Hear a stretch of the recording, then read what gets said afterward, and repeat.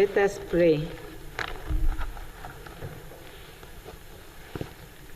Almighty God, we bow down before Thee in humble obedience and dependence. We pray Thee grant us the grace to respect each other this day in all our consultations, that our deliberations today shall take place in the spirit of mutual trust, so that we as leaders shall lead our country on the path of peace and shall find solutions for issues and problems facing us.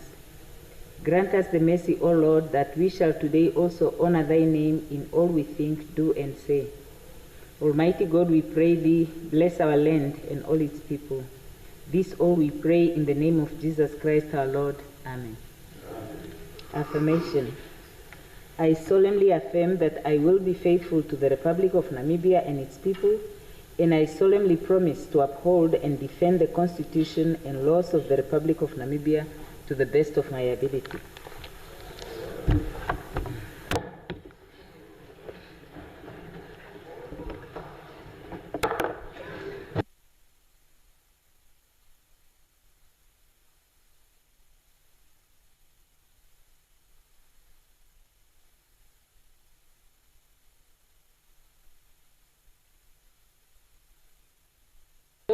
Any messages from the head of state? Any petitions? Reports of standing and select committees? Other reports and papers? Notices of questions? Yes. Okay, so this one. Okay, Honorable Kalangula.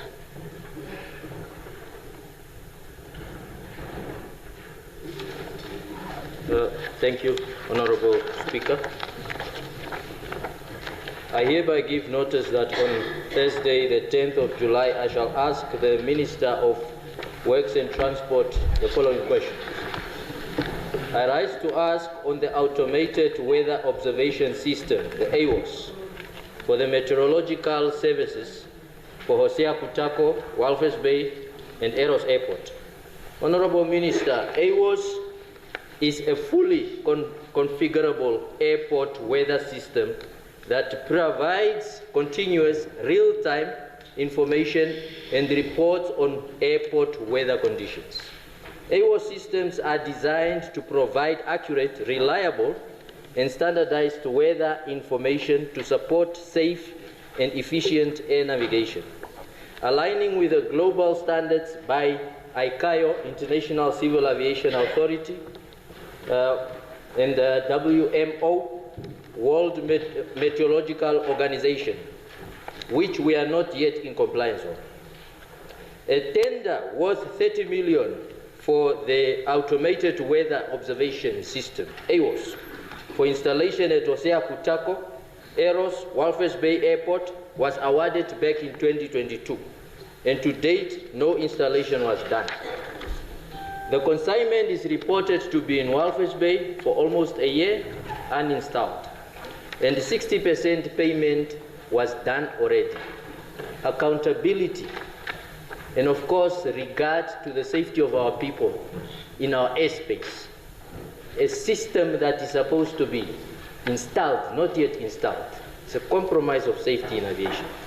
It is one of the findings during ICAO audit as well. ICAO. Well, as you pronounce it, Honorable Minister, respectfully so. As well, that this might lead to the downgrading of the international airports if not installed. In light of the significant rise in failure of meteorological equipment over the past years, which undermines trust in aviation safety, especially during rainy seasons, it has become alarming that we have meteorological equipment that are needed for aviation safety, and they are stored uninstalled at the coast. The coast weather can have a depreciation and malfunctional effect on the equipment over time. Air transport remains a very important mode of transport for tourists to Namibia, and thus also enable our fellow Namibians to connect and conduct business with the entire world. Honorable members, aviation safety is paramount in this situation. Honorable Minister, it is based on this background that I now add to ask the following questions. What concrete plans are in place to restore and maintain reliable weather services? This concern is compounded by the reported runway excursion incident in April 2025 this year, which was linked to the inadequate weather data. Now, runway excursion is when an aircraft veers the runway upon landing or takeoff. This can be contributed by rain or extreme weather conditions. The weather data was not sufficient, and it's because of this uninstalled equipment. Now, question number 2. Can the Honorable Minister clarify the current status regarding the installation and payment of the automated weather observation system, AWOS, which remains uninstalled and is in the custody of Ministry Works and Transport due to the absence of required technical personnel from China? What assurance can you provide concerning after-sales support, particularly given that the same system is reportedly non-functional at the present? Now, the last question, and perhaps while we are on meteorology, Honorable Minister, is there an action plan for the meteorological services as per the United Nations Secretary General Antonio Guterres initiative at COP27 in Egypt 2022 regarding early warning for all to ensure that everyone on Earth is protected from hazardous weather, water, or climate events through live early warning systems by the end of 2027, as it was stated? On that note, I shall submit, Honorable Speaker. Thank you, Honorable Member. May you please table the questions?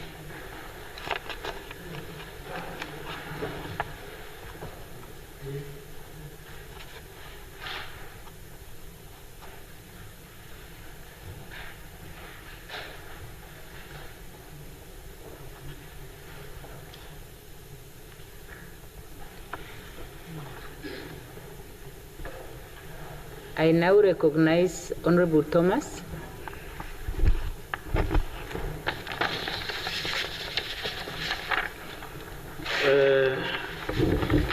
Honorable Speaker, Honorable Member,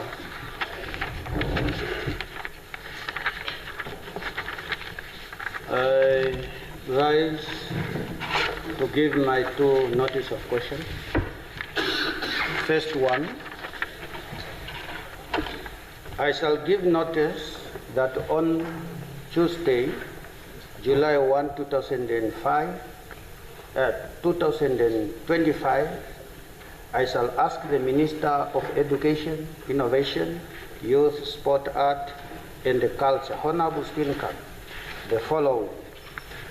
According to the Observer newspaper report, the Ministry of Education paid 1.6 million to a supplier for emergency procurement of the 10 without following the requirement procedure between 2022 and 2023.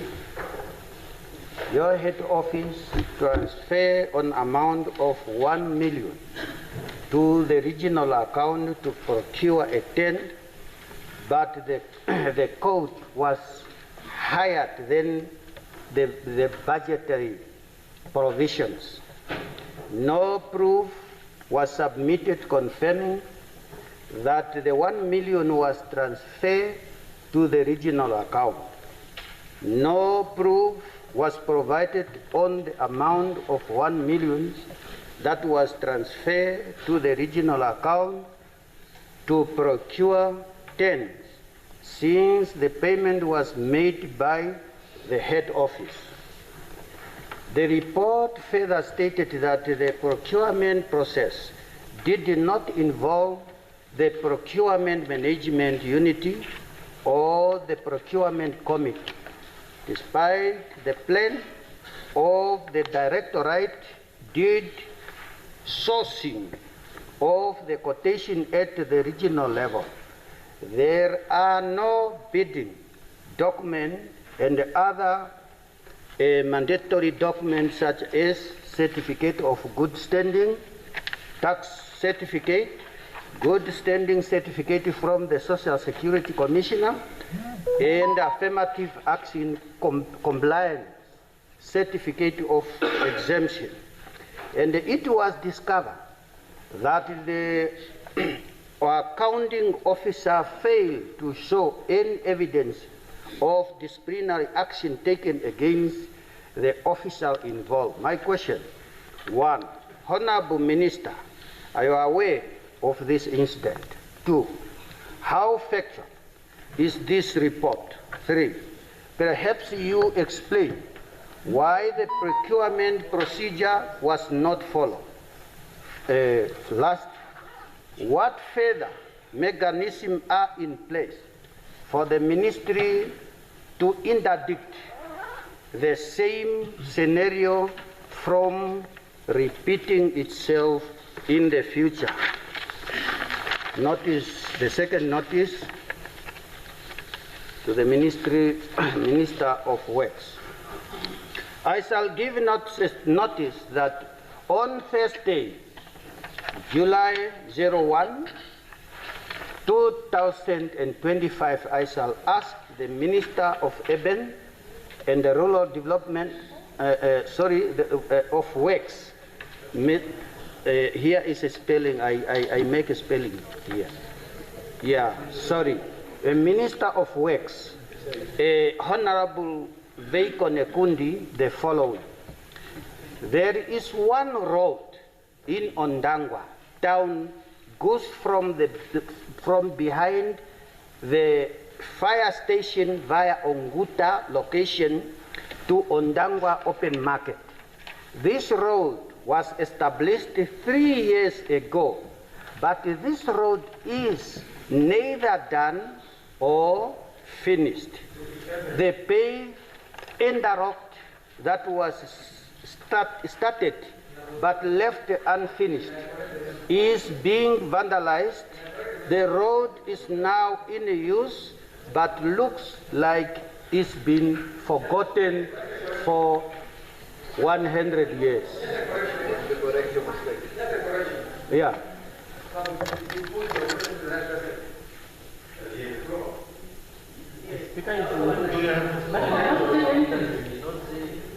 No, I gave him the floor.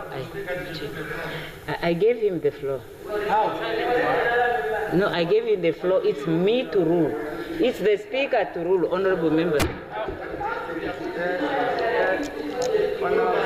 Honorable member, you are as wrong as the person you are trying me to believe is wrong by speaking out of 10.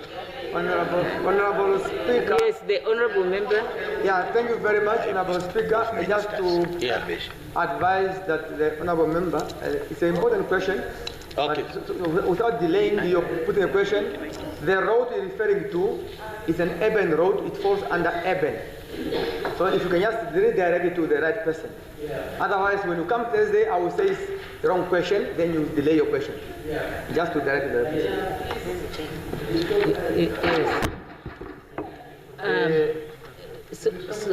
Maybe I can finish and then put a question. Yes, okay. Honorable member, maybe we will be advised on how we go along to address that, so that maybe you change before the table is the question is handed in. It will be changed and addressed to the correct minister. But I think they must go both. Yes. They are. Okay, then if you wish to finish posing your questions, we would look at the question. If we find then that the question is not properly put, then it means you'll be required to put it correctly. Okay. If you are correct, then I will confirm that you are correct the way that I did with Honorable Justina Jonas. My question is, what is happening there? What was the period given to the contract to finish this work? Why was the pavement left unfinished after 3 years? Was this road under budgeted, or can you investigate that road and explain the step forward I so submit? Yes, can the honorable member please table the questions? So we will look at the questions and we will confirm. Yes, thank you.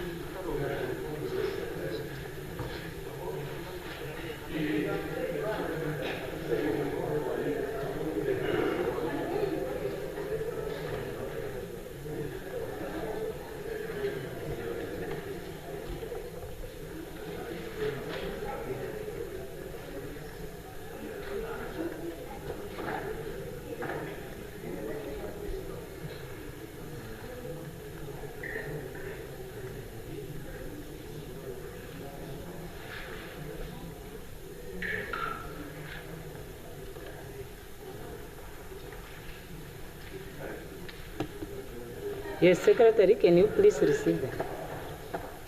Yes, thank you.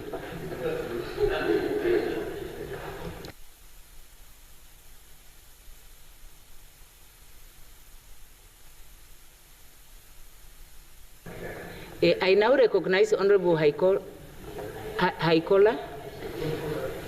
Yes. Yes, you may, please. Thank you, Speaker. I have an urgent oral question to the Minister of Finance, Honorable Erika Shafuda. So we received the news from you yesterday, and the public have received it very well, and we appreciated it. We also saw it coming. However, there is so much confusion and misinformation on social media that the commercial banks will benefit from this, and people will go straight to commercial banks and use this program or a scheme, GIPF scheme, as a collateral to borrow money from the bank. So just for the sake of record, for the minister just to clarify that it's fake news, there is no such a thing, and the minister will still go back after consultation with GIPF. So just to clarify that, Minister, thank you. Yes, thank you. Honorable Minister of Finance, would you like to respond?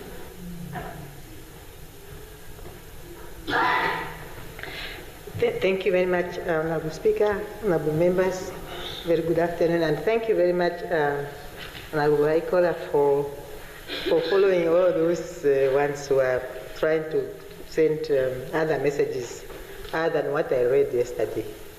We have agreed that we will still continue to clarify the public, especially on the modalities of implementing this scheme. For now, those ones who have fake news, they should keep with their fake news. We'll keep on trying to tell them the truth and the only truth. The scheme is the truth. The modalities will be clear, explained to the public as we move. I submit. No commercial banks, sir. Thank you.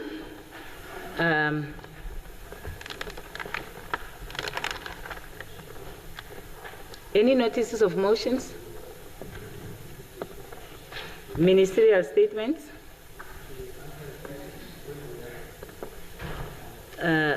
We are coming later. Yeah. Ministerial statements?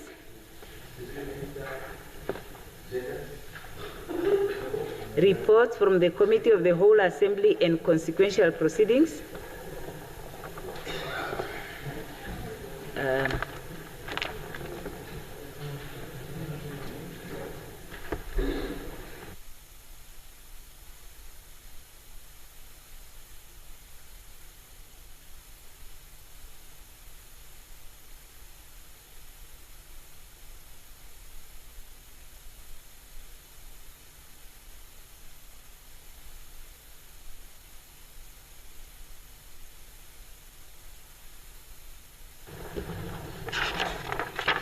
Today being Thursday, we start with the questions that were notified and for answering today.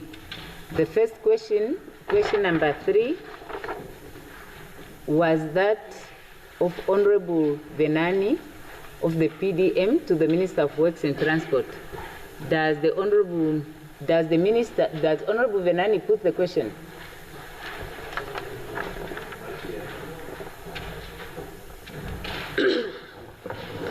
Speaker, we put the question.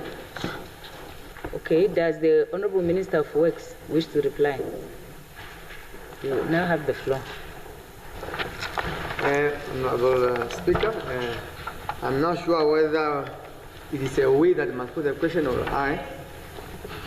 However, Honorable Speaker, this question should stand over to next Thursday. We are still finalizing all the cost implications of the questions. We require more information. Okay. So just to correct both members, first, Honorable Hengari, it's not a group of people that put questions. So Honorable Member was supposed to say, I put the question on behalf of Honorable Venani. And Honorable Nekundi, you request the indulgence of the House for the question to stand over. Yes. So you don't just say this question would stand over. So I wanted to correct both of you on that one.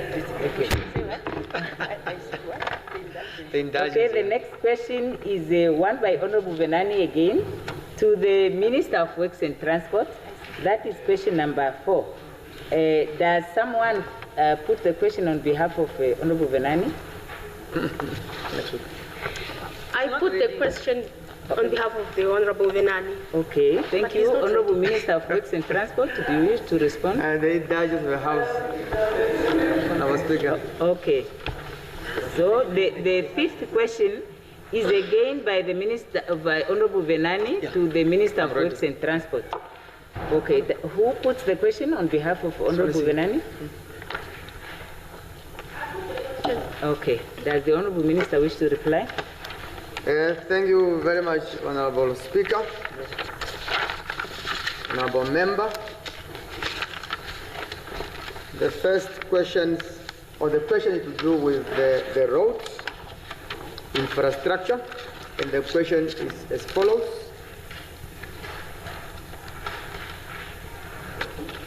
Honorable Speaker, it was perhaps inevitable that this past rainy season would not conclude quietly without the Honorable Venani seizing the opportunity to raise his usual probing inquiries.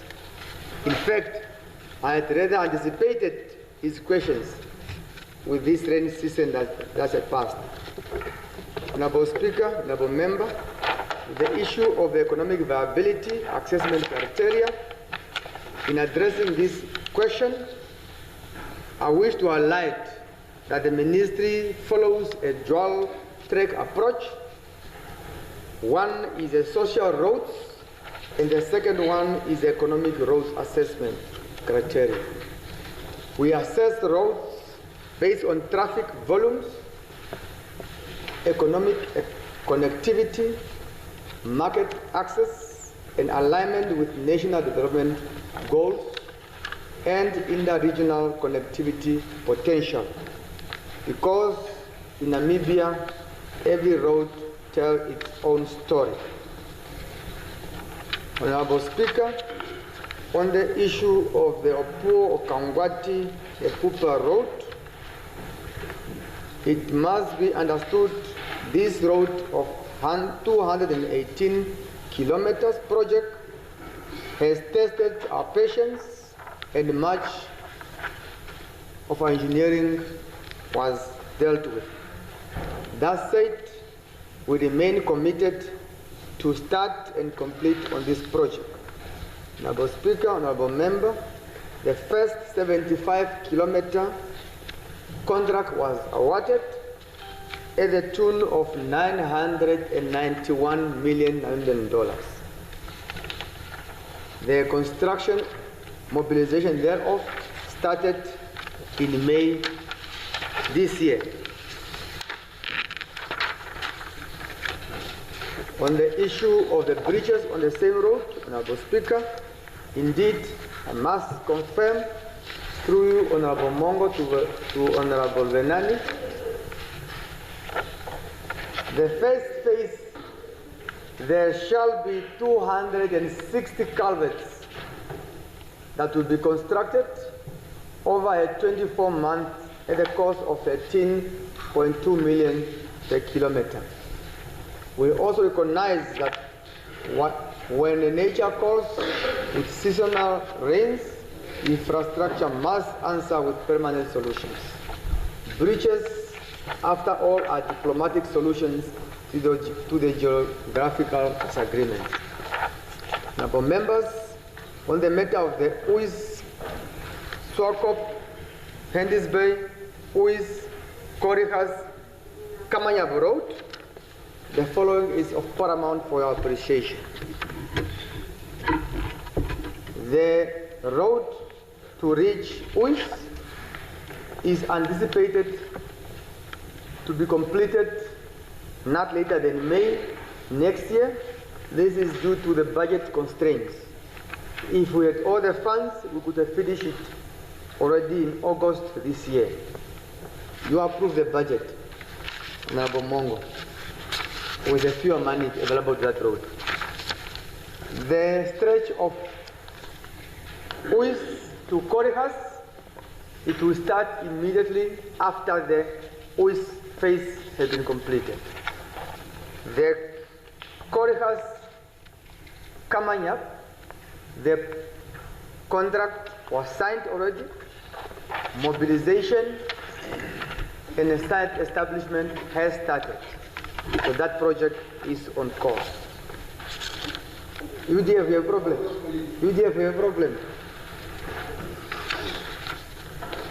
The next is on the Hobabels Ochobinde Epukiro route. I wish to assure the honorable member that the project is included in the National Road Master Plan, which we shared a hard copy with this August House earlier this year. However, the implementation timelines are subject to the budgetary availability. Even the best laid plans must yield physical reality. Equally, honorable members, the Ministry is fully aware of the affected stretches, especially in Omsati, Ohangwena, and the two Kavango regions.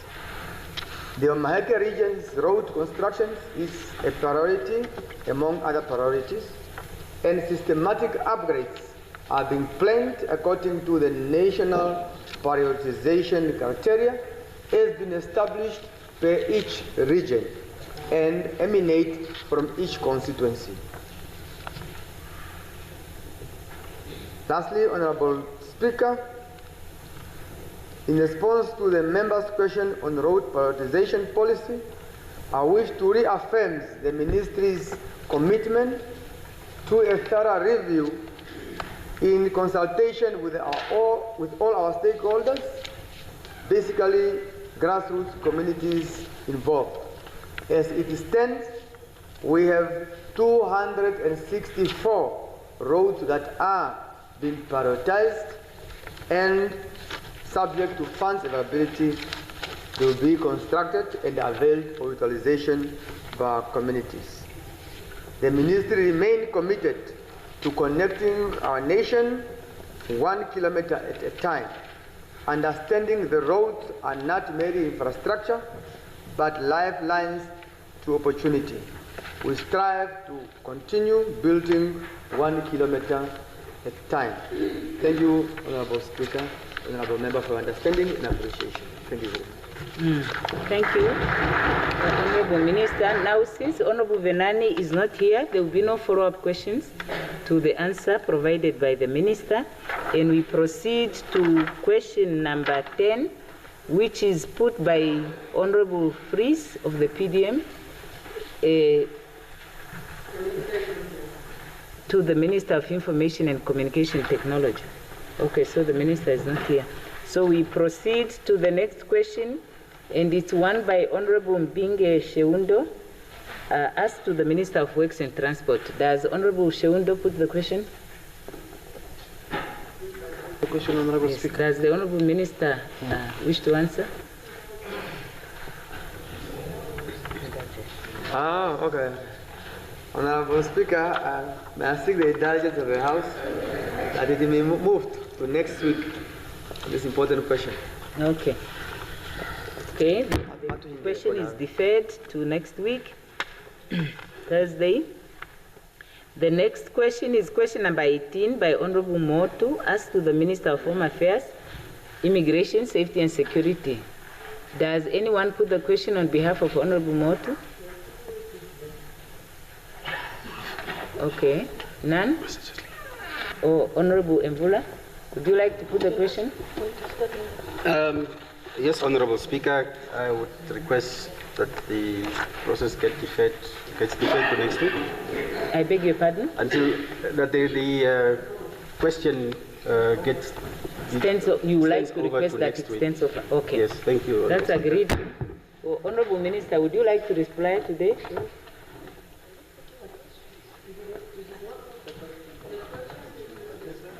Honorable Speaker, I would not be here next week, Thursday.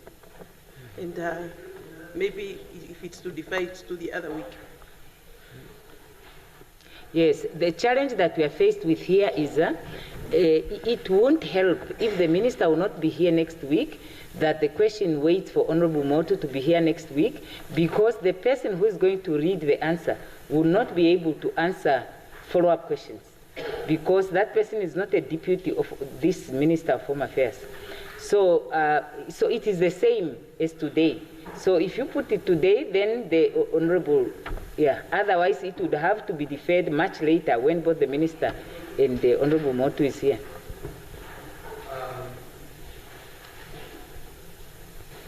Honorable Speaker, is it correct if I could get a confirmation from the Honorable Speaker that deferring it until the Minister is back would not have consequences? No, I cannot give you any confirmation, unfortunately. Okay. But what I can say is this, that the Minister doesn't have a deputy. There would be no one to answer that question on her behalf when she's not here. So unless she makes private arrangement, which I cannot compel her to do, because any person who is not her deputy is not obliged to act in the stead of the Minister. Can I then request that the Minister proceeds and then the follow-up questions will then be done when the Minister is back? No. Once the question is answered, if there are any further questions, the Minister would have to put those questions anew. All right, then let's defer it until the Minister is back. Okay, so the question is, okay. Honorable Minister, are you okay with that? With the deferment? Yes, she has a right to even ask to answer the question before answering the yes, in terms of the rules, yes. Yes, she does.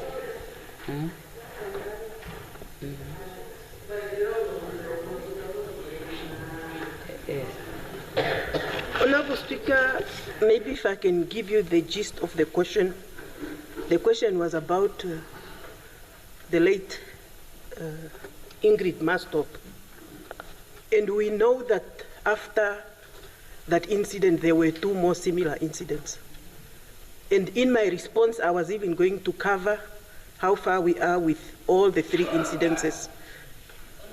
And because next week I'm not here, I cannot guarantee that the other week I would be here. Then that would be the last week of... it has been standing over for quite some time.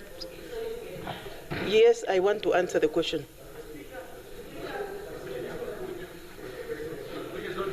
That's why I'm telling the Minister that in terms of the rules, the Minister has the right to ask to answer a question even before the date. So the Minister could actually have come yesterday in terms of the rules. Yeah, the desk office can look for that one.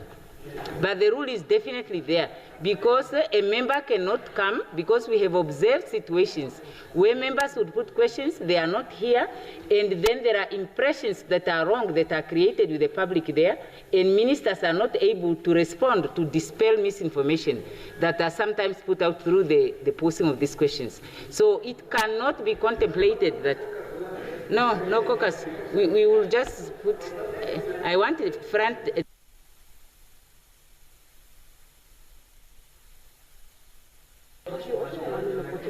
I can ask the Minister to, you don't want to respond? All right. Honorable Speaker, I think, just to clarify, or point of clarity, Honorable Motu is on an equal important mission outside the country, and in no way should there be a perception or impression be created that she's not here deliberately, and would like to actually engage the minister more. So if the minister will be back in Parliament, whether next week or the week after or the week after. So, but our stance stands. Yeah. Thank you.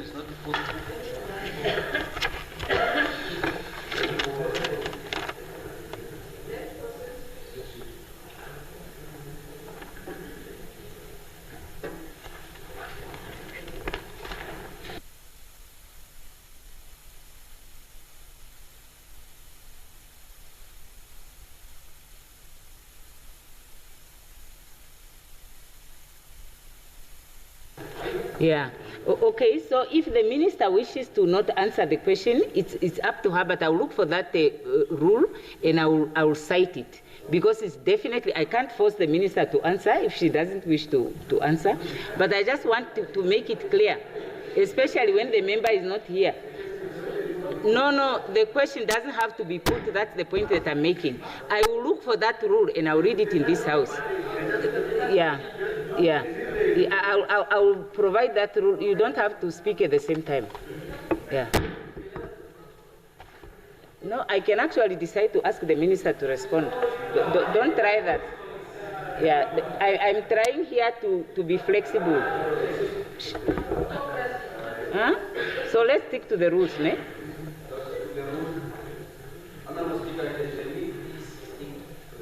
Okay. Arrangement that yeah. when a member that posed the question or that is to pose the question is not here, then the minister please understands. No, there is no such rule, honourable member. There is no such rule, but if at the discretion of the presiding officer can agree upon request that with the agreement of the minister that the response is deferred. The presiding officer can do that, but you can't say stick to the rule because I'm not compelled to defer the answer to the question. All right, not fine. I humbly request. Okay, please. Thank you. Yeah. Okay, I ask Honourable Minister to read the rule. It's, Honourable Speaker, it's Rule 135.7. 134.7. 144.7. A member or a minister or a member, as applicable, may, with the consent of a presiding member, and the member asking the question, reply earlier than the day for which the question has been set down. That's the rule. 134 sub 7. So, no, thank you. But then we proceed to the next question. It is one by Honorable Venani to the Prime Minister, Deputy Prime Minister, and Minister of Industries, Mines and Energy. Does someone put a question on behalf of Honorable Venani?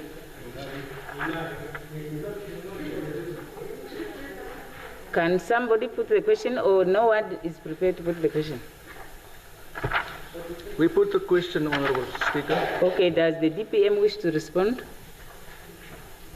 That's question 20 by the Honourable Venani to the Deputy Prime Minister.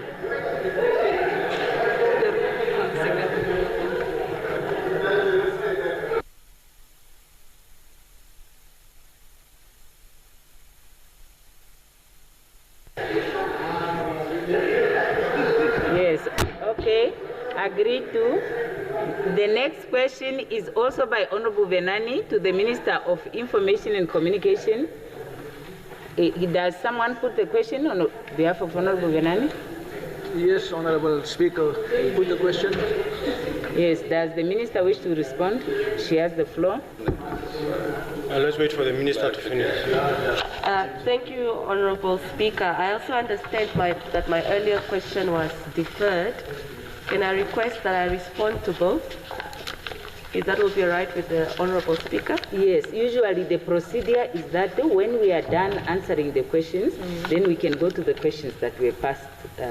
Oh, I see. Okay, so I should just wait until yes, please, until that point. Okay, so I'll answer this one by Honorable Venani, who would like to get information around the status update on the application by Starlink.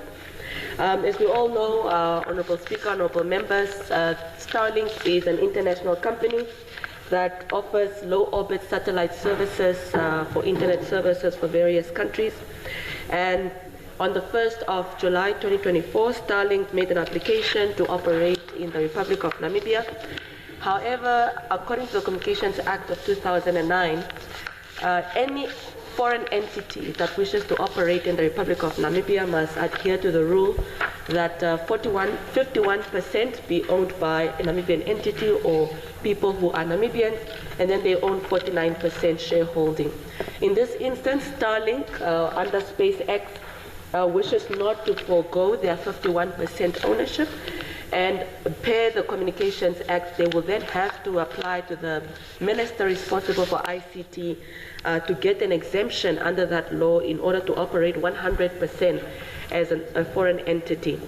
I wish to state here, Honorable Speaker, Honorable Members, that this application is still with the Minister of ICT. There are many considerations to take into account that this will be the first such kind of a company that wishes to operate 100% in the country, especially around telecommunications, and in this instance, low-orbit satellite telecommunications. It has the potential to impact our local telecommunications industry. It has the potential to impact employment, whether positively or negatively. It has the potential to impact our safety and security. It has the potential to impact 100% coverage of telecommunications access to all Namibians, considering that our country is quite vast. The population is small and sparsely dispersed across the country. So this is why the Minister of ICT and the Minister in particular is taking a very, very careful look at this application. And because the application is still in consideration, I wish not to respond to any of the specific questions posed by Honorable Venani in order not to influence the decision of the Minister responsible or the government of the Republic of Namibia by extension. Thank you very much, Honorable Speaker. Yes, thank you. So the Honorable Member is not here, so we don't have any follow-up questions. The next question is one by Honorable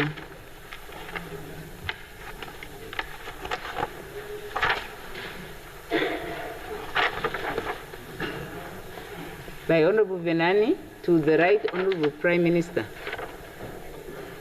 Does someone put the question on behalf of Honorable Venani?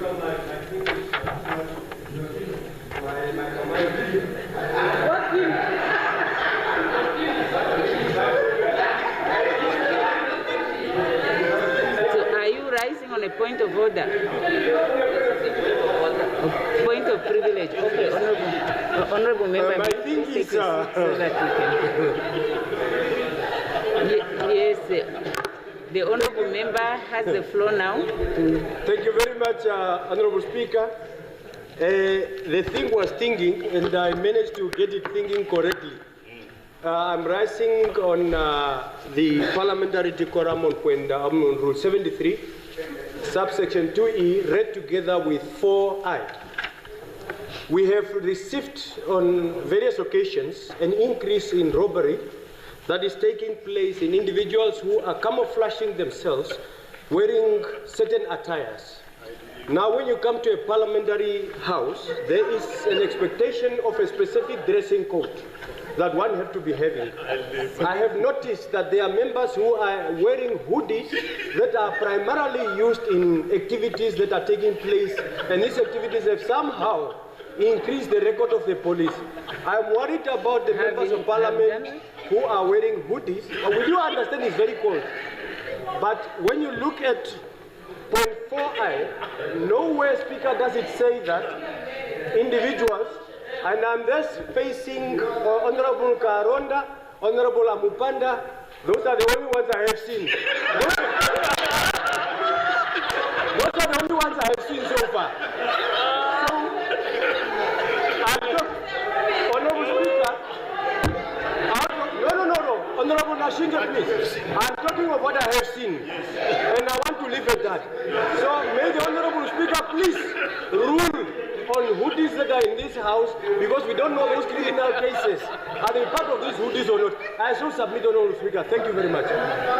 Yes, thank you very much, Honorable Member. Yes, I noted the hoodies, but can the presiding officer be allowed to reflect on that and make a ruling? Yes, thank you. And the honorable members are requested to try as much as possible to protect themselves without looking too casual. Yeah. Now, there was Honorable Freeze on the floor to put the question of Honorable Venani. Yes, Honorable Speaker, we put the question. Okay, that question was put to the Right Honorable Prime Minister. Does the Prime Minister wish to respond?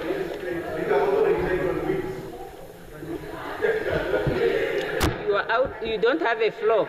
You are out of line.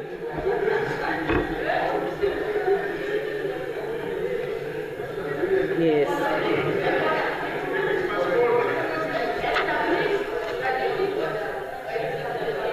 That's question number 23, Right Honorable Prime Minister.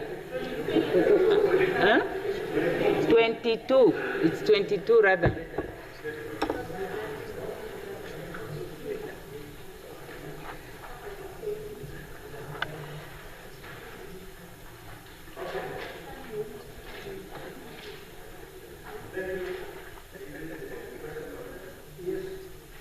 It has been put by Honorable Freeze on behalf of Honorable Venani.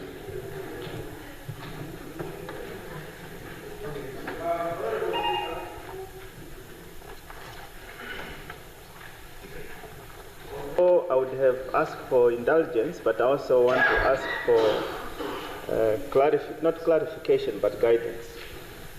So, in the event that the line minister is present, there are these questions that tend to be posed to the Prime Minister. Is that because I'm shorter than the minister? Or is it because I'm older than the minister? I would have thought that when the line minister is present, I think those questions should be directed to the line minister. And the Prime Minister is receiving a lot of these questions.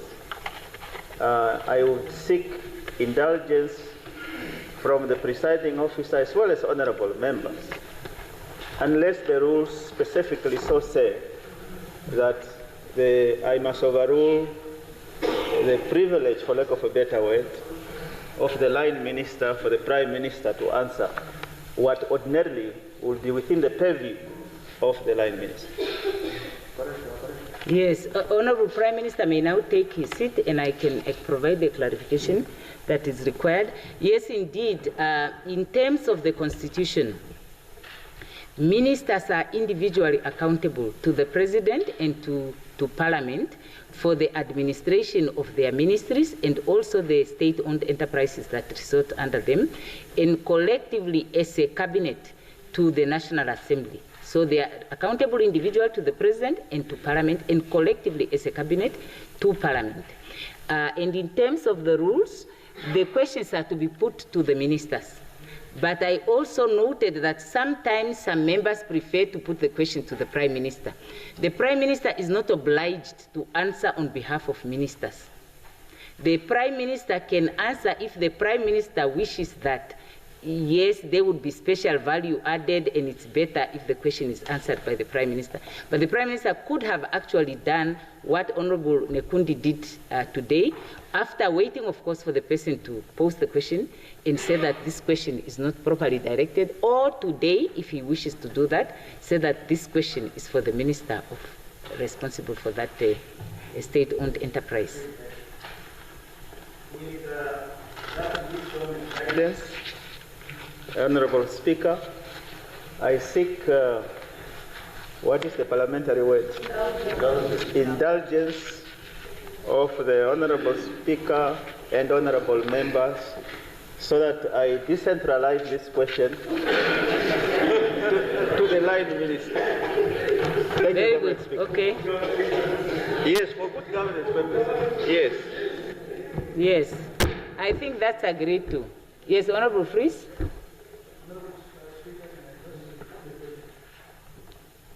Honorable Speaker, I just wish to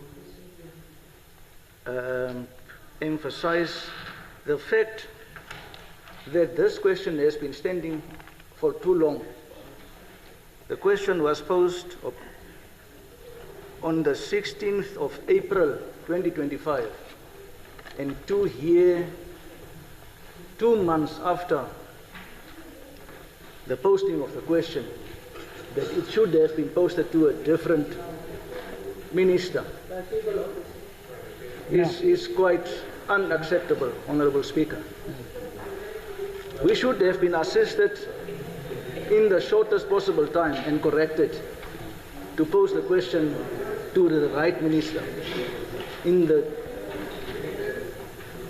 for the way going forward. That's all that I want to produce, Honorable Speaker. Thank you. Yes, thank you. Yeah, you know, honorable members, to the extent that a person needs assistance, they can seek that assistance and it will be provided to them.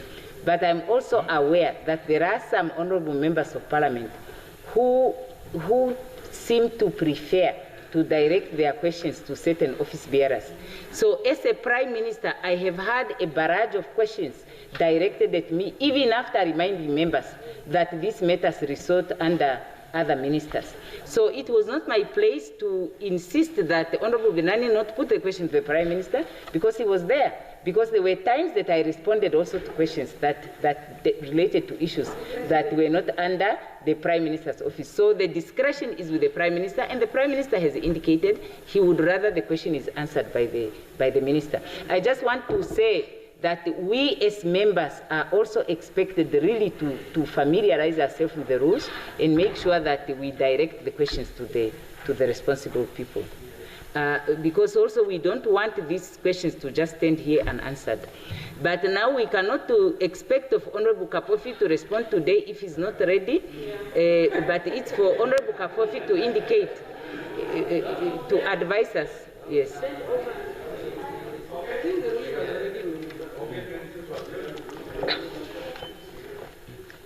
Comrade Speaker. You want to make a point of order? I want to... Honorable Kapofi, can I hear what Honorable Mpanda has to say? Yes, thank you, Speaker. I was thinking, obviously when I was reading the question, because there would be instances where the question would require the Prime Minister's response, even when it deals with matters of finances. Perhaps so that we don't have a blanket interpretation. But when I looked at the question, I was now also trying to see what is the elevated aspect, because when we're saying that Prime Minister is a leader of government business here, that's partly where I agreed with you to say what is in the question. There might be question about works and transport, but there's a component of that. So perhaps all of us should also, when we are posing, it's not that we can't, we can, but perhaps we also need to put it clear in the question, what is the differentiated component on that? That's first. Number two, Speaker, I just wanted to ask whether whether we could perhaps just say that the Prime Minister asked for indulgence, but not necessarily for us to, because the member who posed the question is not here to, because like we are debating the question now on his behalf, probably there's a reason why he did what he did. Maybe he asked the question to the minister before and it wasn't answered, that's why he's elevating it. So we could proceed by saying the Prime Minister asked for the indulgence of the House, and those consultation happens so that we don't say that definitely it's going to be Honorable Kapofi. So let's rather move and just accept that indulgence of the House, and hopefully those consultation then happens thereafter. I'm just giving a suggestion. No, it's not possible, Honorable Ampanda, to do it that way. We cannot defer the answering of the question in order for the Prime Minister to consult with the member, considering what the Prime Minister said. If the Prime Minister was the line minister, and the Prime Minister felt that there was something unclear, which made it difficult for him to answer the question, then he would ask for the deferment. But in this specific case, the Prime Minister indicated this does not resort under the ambit of Office of the Prime Minister as a public institution. It resorts under the Minister of Defense. And I think he is correct in delegating requesting that the question actually be directed to the minister responsible for August 26th. Yes, if there was a specific thing that the honourable member wanted to hear from more than one minister, then the member could have done what Honourable Jonas did the other day, which was misinterpreted. But the honourable member took one issue and she addressed one aspect of the same issue to the one responsible minister and another aspect of the same issue to another minister. Because these two aspects are dealt with separately, yes.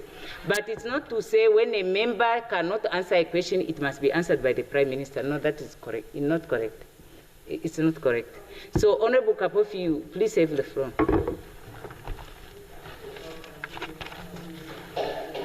Thank you, Comrade Prime Minister.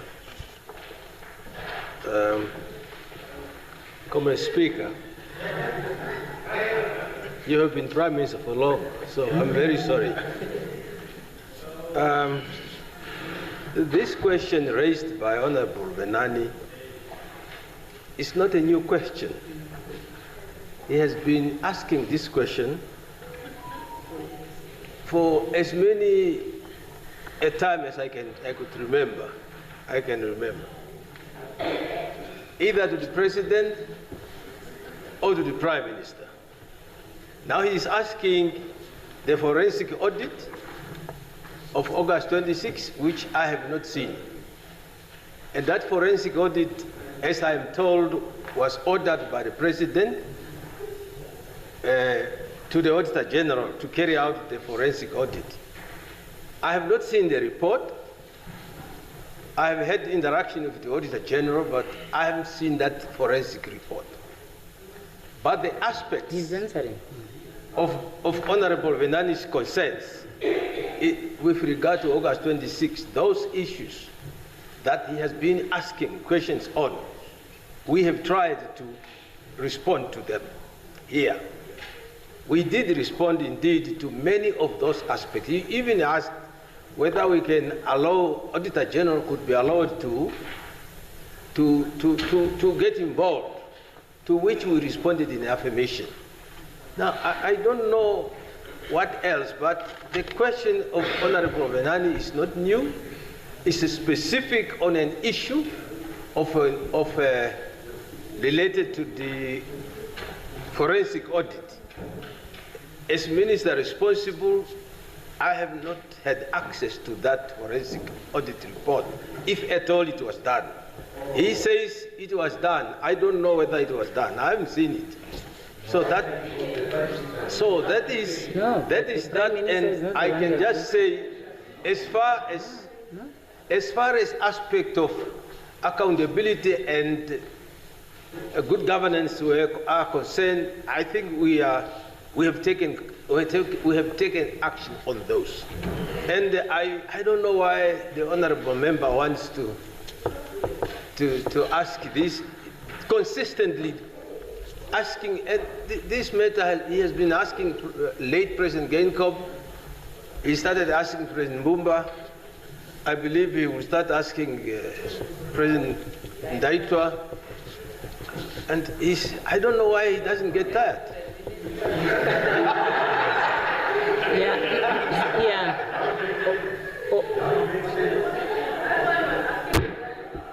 No, it was not correct.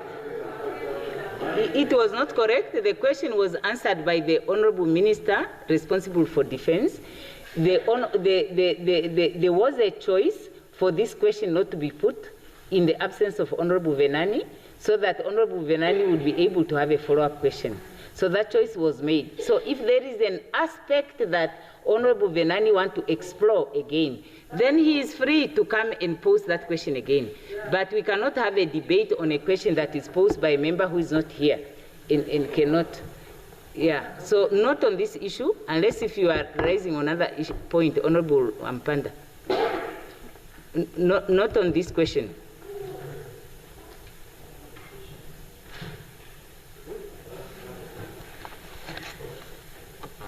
The honorable member does not know that his question was going to be answered by the Minister of Defense. So we are all just second guessing. No, the Prime Minister answered. No, the Prime Minister. No, the Prime Minister responded to say that matter does not resort under his office, and he has redirected it to the. Can I finish, yes. Speaker? I'm just saying. Yes. Remember, we were all together at the same time. We went. Now we are engaged in a new process. Yeah. Of question and answer between the minister and an absent member. No. If you would have made the ruling, because now that engagement, how do we know that? If a member was here, he would have stood up to say that maybe he didn't ask all those people, like how I've been told here. I don't think it would be fair. I imagine if I was not here and then I've been treated like that. So, no, I will answer. It's not fair because he can't defend himself. Yes, he can't respond to the accusation that has been made. So it is just not fair. Oh, okay, Honorable Member, can you please take your seat? Let me respond. You see, before the answer was responded to, I asked the question, is there someone who would like to put the question on behalf of Honorable Venani? And the question was put by Honorable Fries.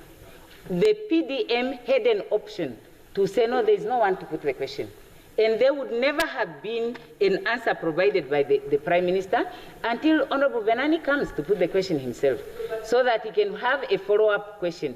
Right now, the question was put by a member of his party, and it was answered. The Prime Minister has a right to delegate an issue that was directed to him, especially where it is not for his office. I have made a ruling on the matter. Honorable Venani can re-put whatever question that he has after today's response by Honorable Kapofi and the Prime Minister. No, there is no harm created, Honorable Member. Let's proceed. There is no damage caused. Now the next question is by Honorable Venani again, under question number 23, to the Right Honorable Prime Minister. Now, is there someone that puts the question on behalf of Honorable Venani? Honorable Speaker, I would ask for the deferment of this question. Okay, very good, very good. No, that's fine. Now we proceed to question number 24. It's by Honorable Thomas, asked to the Minister of Urban and Rural Development. Oh, the Minister is not here. Okay, he stepped out. If he comes back, if the question is put, the question will be put to him. The next question is by Honorable Fries to the Minister of Education, Innovation, Youth, Sports, Arts and Culture. Does the Honorable Member put the question? Oh. Honorable Speaker, I think, or if my memory serves me correct, the Deputy Minister of Education answered this question last week. Oh, and very I good. only wanted a written reply, a hard copy of the reply for that question. Oh, okay, very good, thank you. So the question was answered, and on that note, the House rises for 15 minutes until 16 hours. We rise until 16 hours for a break.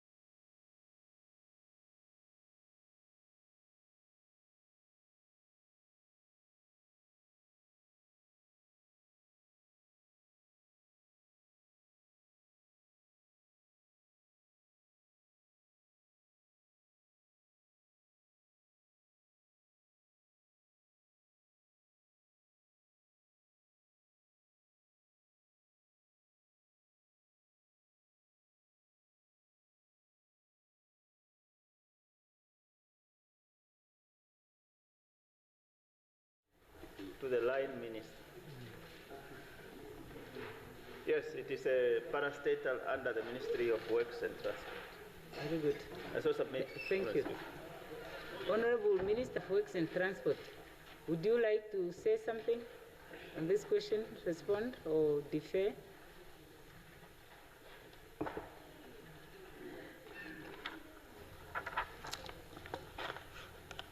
Thank you very much, Honorable Speaker.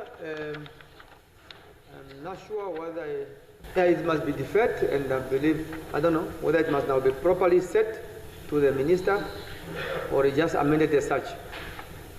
Is it amended as such or it must be set now properly? I don't know. In terms of the rule, because there's a rule of amendment to the questions. Yes, thank you. Honorable Moto now is not here. Do we amend? I don't think the honorable member was delegated to do that. We maybe just reroute it the way that we did the August 26 one.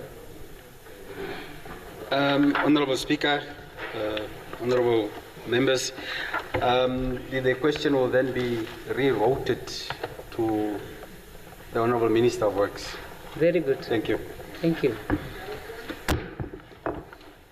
Then the next question is by Honorable Ipumbu of NEFF to the Minister of Justice and Labor Relations. Does someone put the question on behalf of Honorable Ipumbu? Okay, so the question is not put. Yeah. The next question is by Honorable Venani to the Right Honorable Prime Minister. Does someone put the question of Honorable Venani? No? Honorable Fries?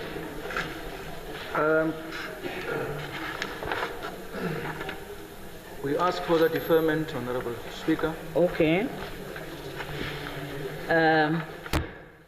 The next question is by Honorable Kumbwa to the Minister of Urban and Rural Development. Does Honorable Kumbwa put the question? He's not here. Is there anyone delegated? None. So no one delegated to put the question.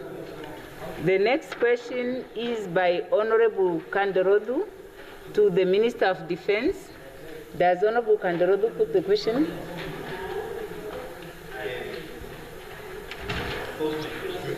Yes, does the Minister of Defense and Veterans Affairs wish to respond? Comrade Speaker, I would like to, I had wanted to answer this question, but I think I need to do some editing. As such, I ask first the understanding of my colleague and the intelligence of the House that I answer this question next week, if it's possible. Yeah, is it agreed? The next question is by Honorable Thomas to the Minister of Works and Transport. Yes, first the Minister of Justice is asking for the floor. He has the floor. What is the Minister rising on? Thank you, Honorable Speaker. I think I was a bit delayed to raise my hand, but in question 29. 29, I wanted to render a prayer in terms of Rule 127.1. So what is it saying to defer? 121 is saying what? To defer the answer? No. To answer now? The motion lapses. As per the rule. The question, yes. Okay, so say the rule again, 129. 127 sub rule 1. 127.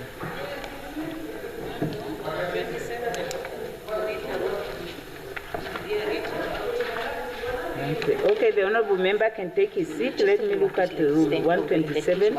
If a member is absent when called upon to move a motion standing in his or her name, or if he or she fails to rise and move such motion when called upon by the Speaker, the motion lapses unless another member acting at the request of the member in whose name the motion stands defers it to a later date.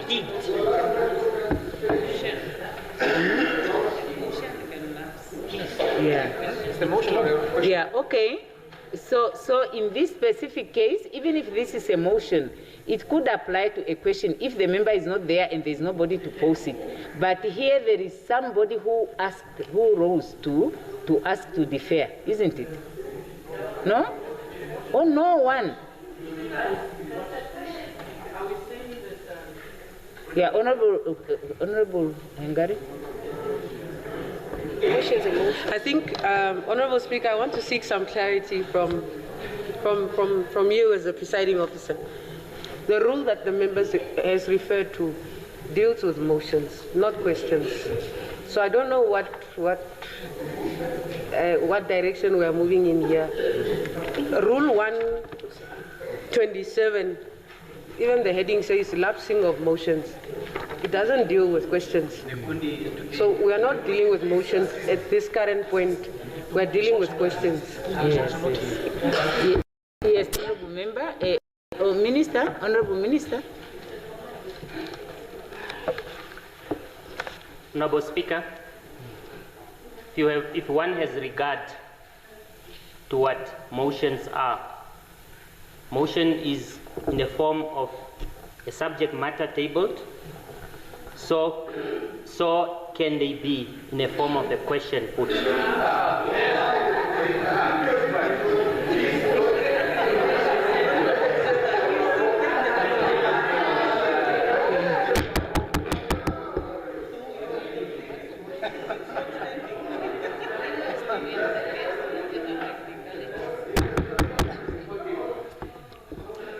Thank you, Honorable Minister. Honorable members, I always say that we are not heard better when we talk in a chorus as loud as we possibly can. We can still ask for the opportunities to speak, and we are given the opportunity to whatever. I think that we have a tradition that when the person is not there to pose a question, that the person, we move forward to the rest of the questions, because we don't know even whether we know the member will not be here, but I think we do have a tradition to give an opportunity to a member that the question can stand over. But I just want to say that the point I made earlier was not irrelevant, to say really when a question is put, there should be equal efforts from the member moving the question and the members who are expected to answer to be here to put the question and to respond to the question. But this question stands over to next time. Then the next question is question number 30 by Honorable Venani. Oh? No, we had passed that one already. We went to 35.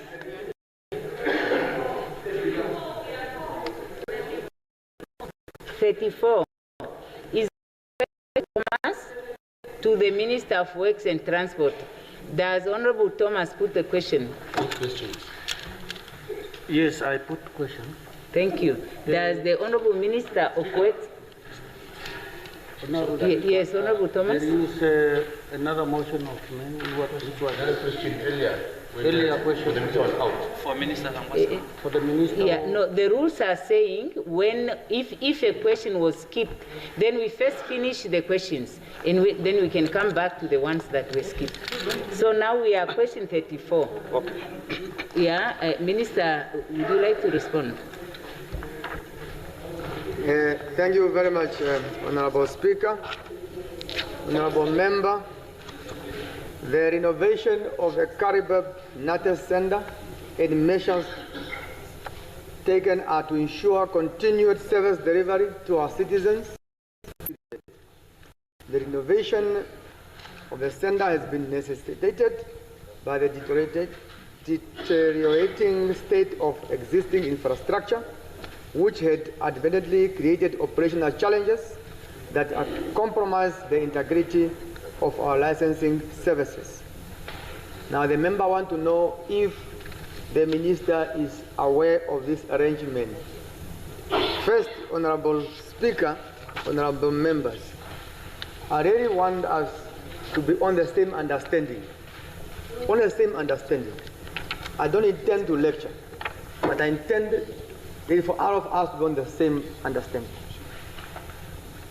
Ministers are not God to see and observe everything. Certain issues are really of pure administration. You will not expect any minister, just like I will not expect any member to know what is even in your party happening in the X area. So it is not really that bit known.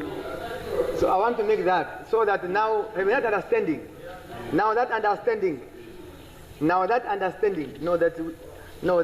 the question is Minister aware. That means that time it must be understood. Because people think ministers should know everything even in each offices. Now the question is of paramount importance. I say the Minister of Works and Transport and the Ministry of Works and Transport has become aware of the renovation and thereof of the NATES services at Karibab through the Directorate, through the Department of Transport. The public was notified via various media platforms, including the Damaranama radio station, the National Radio, Cosmos radio stations, including the Facebook services. Alert notices were also placed at NATES offices in the Rongo region, in which Karibab falls as an operational center. At the current moment, Road Authority is working on a 6-month contract with NBC, the Namibia Broadcasting Corporation, to have live reads and information sharing sessions regarding NATES services on various language services. The agency maintains regular communications with the ministry regarding any service disruptions, ensuring proper oversight and coordination. The upgrade of the Karibab NATES Center is scheduled for completion by mid-August 2025. The timeline has been carefully planned to minimize disruptions while ensuring that renovations meet required standards for optimal service delivery. Alternative arrangements to minimize disruption. It is so that Road Authority and NATES Department has deployed the mobile vehicle testing station as of May the 19th, 2025, and the schedules are as follows on that mobile testing station. The 2nd to the 16th of May, that service was in Rehoboth, and the 19th to the 30th of May, it was in Karibab. On the 1st of June to the 13th of June, Rehoboth, 16th June to the 30th of June, it will be in Karibab. 2nd of July to 18th of July, it will be in Rehoboth, and 21st of July to the 1st of August, it will be in Karibab. The temporary testing stations arrangements are as follows. Cognizance that Karibab, the learners testing, the examinations, there is no disruptions. It was only for the vehicles testing where disruption have taken place, and those arrangements have taken place. So therefore, I must inform you that the written learner's license tests continue uninterrupted at Karibab Control Center throughout the renovation period, and that only the practical driving license tests are temporarily suspended in context of those arrangements. For the suspended services, Karibab, we have designated alternative testing centers in the feeder towns of Okahanja, the coastal towns, and Windhoek. Honorable Member, Honorable Speaker, To ensure the continuity of service delivery, the Ministry has implemented a comprehensive public information strategy utilizing various media channels to keep our citizens informed throughout the renovation period. This communication strategy would continue for the entire duration of the project to ensure that all affected parties are adequately informed of alternative arrangements and timelines. Honorable Speaker, this innovation represents our government's commitment to maintaining infrastructure that supports efficient and reliable public services. While we acknowledge the temporary inconvenience this may cause our citizens, these improvements are essential for long-term service enhancement and maintaining the integrity of our national licensing system. The Ministry remains committed to monitoring the progress of these innovations closely and ensuring that alternative arrangements functions effectively throughout this transition period. I, however, thank the Honourable Member for bringing these important operational matters to the attention of the August House and assure all members that the Ministry will continue to prioritize transparent communication and efficient service delivery to the Namibian people. I thank you, Honourable Speaker. No follow-up.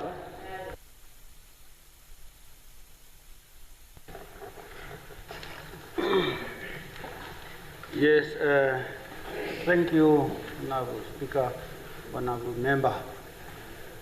Honourable Minister, I think we should get some of this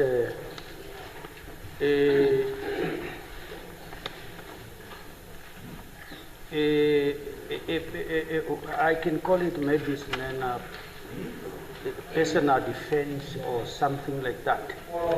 To say, yes, it's a follow-up question. To say, Minister is not God. I think, let me call you as a God of Namibia. Because now if there is something wrong, we are not directing or keep quiet of something we saw. We have to come to you. That is in terms of your officer of oath you take. Whether it's a small, whether it's a big, we have to respect your office. Or if it's not, what else then? Thank you very much. Otherwise, I'm happy for your answer. I'm appreciated, but you are God of Namibia. Thank you. Thank you, God. Yes, thank you. Now the next one is question number 35 by Honorable Kalangula to the Minister of Works and Transport. Does Honorable Kalangula put the question? Yes, Honorable Speaker, I saw the question. Okay, thank you. Does the Minister wish to respond?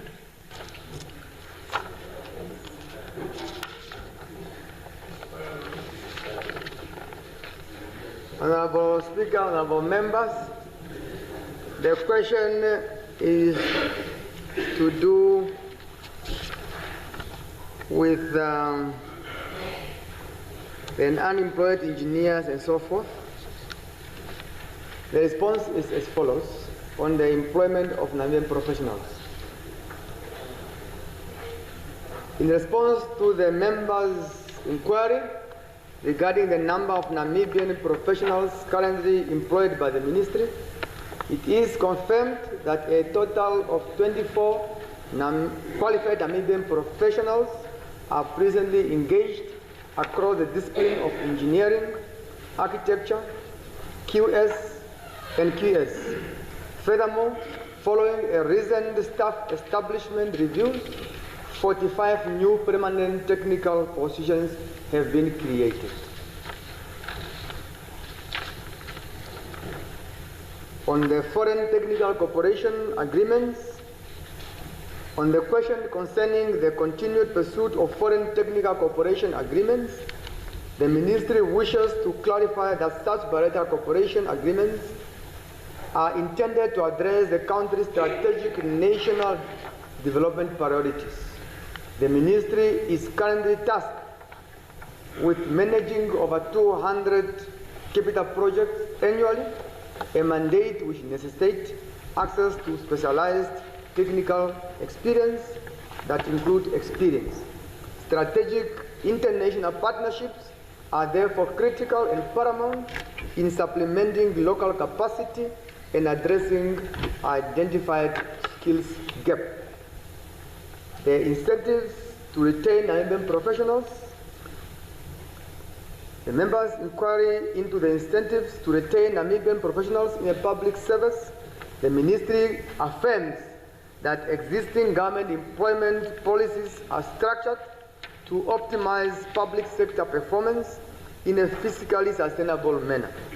Salary reviews, adjustments are conducted on a regular basis with consideration given to inflation and prevailing market conditions. The broader objective remains the promotion of career growth and professional development rather than solely focusing on remuneration. On the issue of the labor market study, on conducting labor market studies, I wish to state, Honourable Speaker, Honourable Member, that the Ministry acknowledges that while no specific labor market study has been conducted, the Engineering Council of Namibia and the Namibian Council of Architects and Quantity Surveyors maintain a database of registered professionals which inform the Ministry's planning processes. The remuneration of the Cuban professionals in Namibia. The member also asked a question on the remuneration packages for Cuban professionals, in which the Ministry confirms that indeed Cuban professionals only receives living allowances and accommodation and not remuneration in context, with no permanent positions being occupied by these fellow Cuban citizens. Their deployment focuses on skills transfer and capacity building within the Directorate of Capital Project Management. The Honourable Member also inquired about the understudying programs, and it is important that the Ministry confirms implementation of the government internship policy framework, which provides guidelines for internship programs management and ensure skills transfer to Namibian nationals. At this stage, Honourable Member, we have 10 on the internship, we have 10 assistant quality surveyors, 4 assistant electrical engineers, 1 assistant mechanical engineer, and 5 assistant civil engineers, and 1 architect.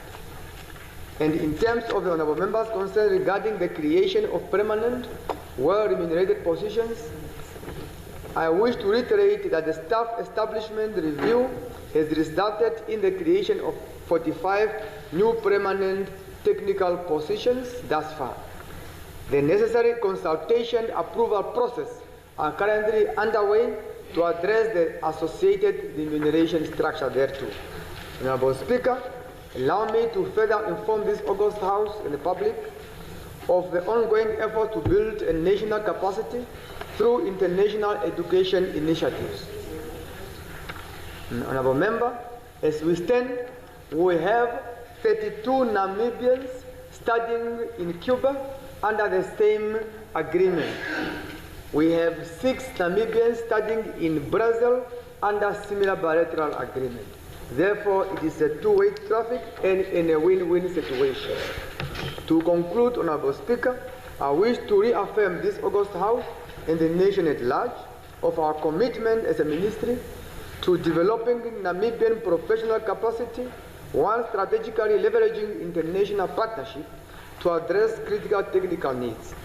These combined efforts are aligned with national development goals and are instrumental in ensuring sustainable infrastructure delivery for the benefit of the Namibian people. I thank you, Honourable Speaker, Honourable Member. Thank you. Yes, thank you, Honourable Minister.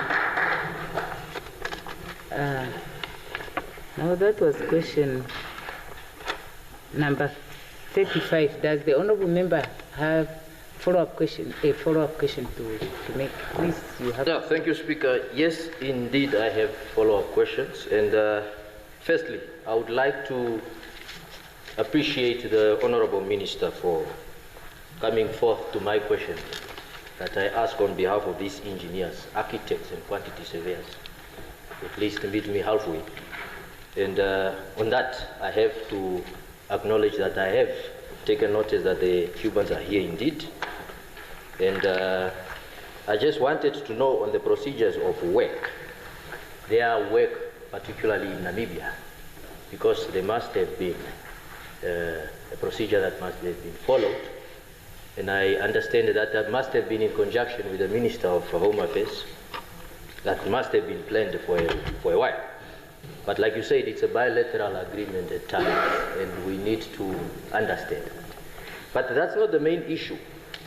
What boggles mostly is that we have these engineers, and it's an occurrence that happened previously, in 2012. Engineers could not find jobs. Matter of fact, they could not even be registered on the council. But we had engineers from Zimbabwe that were registered and exempted from such registry. And there was a case that was won through the lawyers. These engineers took it upon themselves to pay for that. Are we learning anything from this? Or will these Cubans also be registered in respect of our councils here in Namibia? And what are we doing to our professions that are finding it very difficult to be registered in these councils? And how are we empowering our fellow Namibians? We do have a lot of Namibians that are unemployed, particularly in these professions. How are we empowering, and how are we making sure that they get qualified to apply for these positions? It's a problem and a concern of skill transfer. I would like to ask the Honorable Minister, did we learn anything from the previous mistake? Because I understand a building was given in the premises of Works and Transport for that purpose of skill transfer in respect of design. But to date, that building is vacant, dormant, nothing is happening. Will that perhaps be taken forward for this skill transfer to go forward successfully? Are we saying that we do not have trust and capacity and faith in our engineers that we have here, and the architects and quantity surveyors? Most of them are leaving the country to seek employment elsewhere. Yeah. The statistics I have given them, I don't know if the members were listening. Yeah, the statistics I have given them, clearly. Yeah. And of course, I just wanted also to ask, to what extent, Honorable Speaker, as I conclude now, are we going to continue with relying more on expatriates and not empower our people as a result? Yeah, and of course, on that note, on the living allowance, I fairly understand we need to treat the people that are aiding us to expand our knowledge and so forth, that are doing us a favor in terms of bilateral agreements. I understand that. But how are we empowering our people? Some of these engineers, architects are getting lower pays, but we are not giving that extent to facilitate them and to at least put that level of their expertise at par in terms of remuneration. And of course, the registry I've spoken about. What are we going to talk about in respect of the Architect Council, the Engineering Council? How are we going to make it easier for our engineers to get registered there? Or are we going to exempt again this time around, like it was done for the 2012 saga? I so thank you on that note. Honorable. Yes, thank you, Honorable Minister.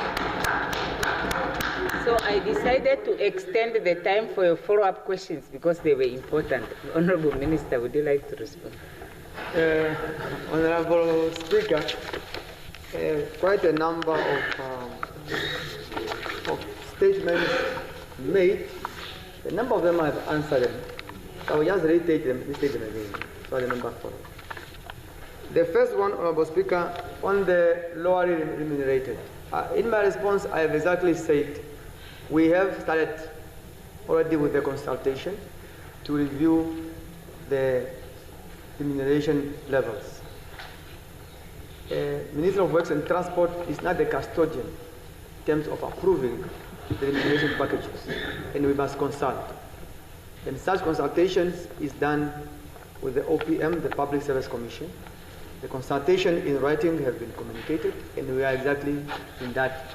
Also, we need to submit a formal request with clear motivations why we are doing it. That include the market surveys, include the workload, and everything associated to that. So that consultation have exactly taken place, and we are exactly in consultation.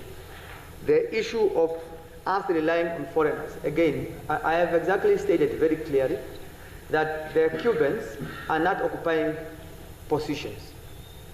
See, in organization, in the organogram, we have positions allocated, and you never find Ferreira or somebody from Cuba will occupy that position. These are occupied by Kalangulas. So they are the one occupying it. So these are people who will basically impart the extensive experience they have, 20 years, 15 years, 20 years, 30 years, so that our engineers come on par and gain the necessary experience. You would appreciate that engineering professions is not a cup of tea. And you would tell me if we only just also dispatch these colleagues who they are qualified, no doubt. If you just dispatch them to supervise a building and design buildings and it collapses, will again come to us. So therefore, we must also be prudent in how we manage without undermining their abilities. So these Cubans are not occupying any positions. They are on the side of their positions to assist. And exactly as I said, as we speak already, we have around 21 or so who are understudies assigned to them for them to get the knowledge. In addition, we have, with approval of the OPM, Public Service Commission, they have approved 45 new positions. Those are Namibians. They have already closed, Comrade Speaker, Honorable Member, it have closed. The interview started on the 17th of June. When was it? Of June.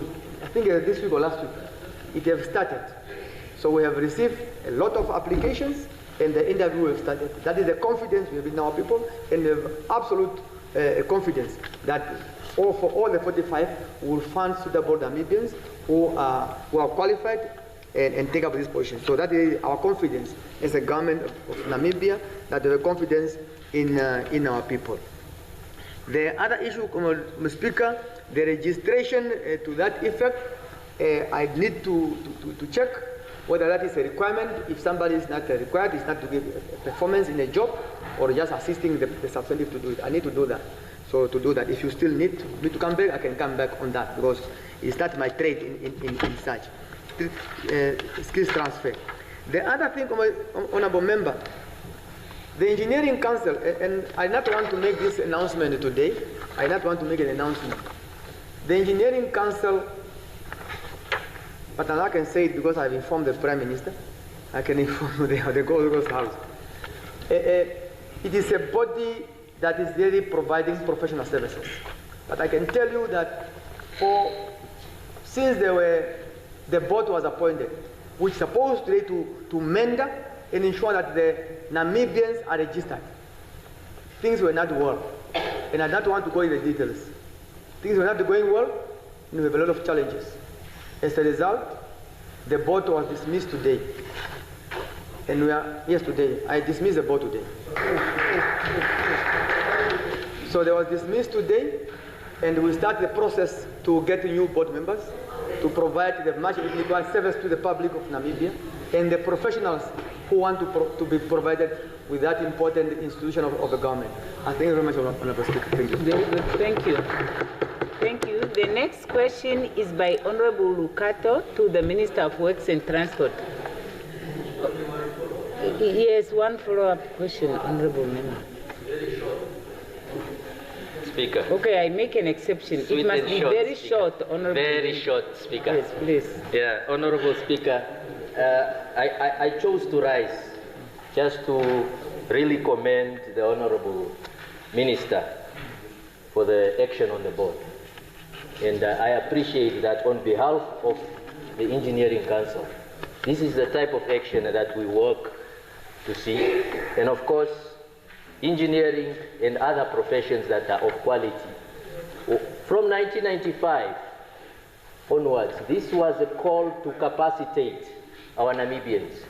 But it boggles me that up to now we still need help from expatriates. We need to do better from here on. Can we ensure that skill transfer does work this time around? So on that note, very good. Thank you. So much. I think that was a statement. Does the minister want to say something? It's a thanks. Okay, thank you. Thank you. Then the next one is to the Honorable Lucato with his question to the Minister of Works and Transport. Does Honorable Lucato put the question? Good day. Thank you, Honorable Speaker and the Honorable members. I pose a question. Okay, very good. Does the Honorable Minister wish to respond? Thank you. Thank you very much. Honorable Lucato, was your party participating in the Campbell South elections? Okay. Only like to my uncle. To my uncle. Honorable Speaker, Honorable Member, this question is about the what? Where am I lost now? It's number what? Number what? Yeah. 36. Yeah, 36. Okay, I went down. Okay. You are aware of the government houses for Minister of Works and Transport, transfer to Ministry. Okay, this one. Yes. They are amazing. Honorable Speaker, Honorable Member, from the onset, really, I want to implore again the members that certain things are of a good intention, very good intention, but if you bring them on the floor of Parliament, you alert people who are doing it wrong to close what they are doing wrong. So I just urge that if an issue of corruption and you have evidence, bring it, and if you now feel that you bring to my attention and I'm not doing anything, then you can now come and say, look, I've come, you want to do anything. Because otherwise, after your post here is on social media, people will close whatever they want to do. Please come to my attention. I have an open door policy. Come, bring me all evidence. I will take it up very, very, very promptly. Now, on the issue of the question put by the member, we have tried to the minimal information we have, fact we have, we could not find any evidence. So therefore, we are saying to the member, please assist us as Works and Transport any time of your convenience, so that you bring me the evidence or the lead where we can start, and we provide you with the adequate and thorough investigations in order to address this. Honestly speaking, I cannot stand here as a minister responsible for that sector, and there is wrongdoing to that effect, and you are saying even since those many years, things are happening, and I come here and saying I haven't found anything. It doesn't look good to me. So please come so that you address these things. And the corruption is real. There are those that are perceived, but and again, honestly speaking, I need all of us, from this side and from that side, and all the Namibian citizens. If you have really evidence or facts that can be enable us to stop these unnecessary behaviors, please welcome to come to us, but we go to assist with that effect. I hope I have answered the question to that. Yes. Thank you very much. Thank you very much. I think that was clear, Honorable Member. Now it's time. We have reached knock-off time. It's now quarter. Oh!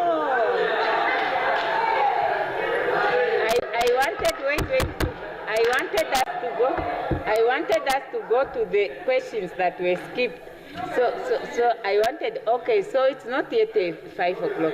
So Honorable Lucato, do you want to have a follow-up question?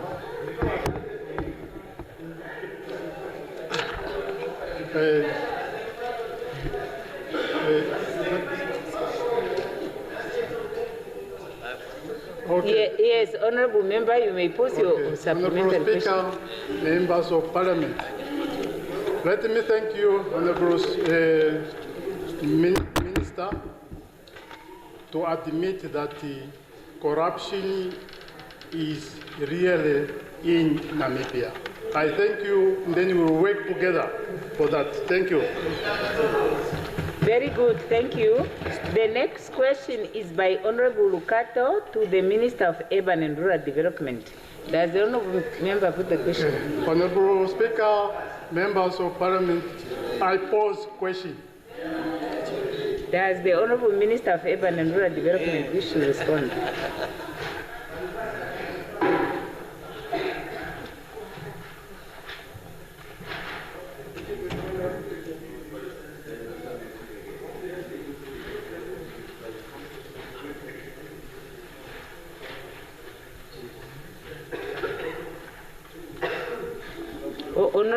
Oh, is something wrong with the mics?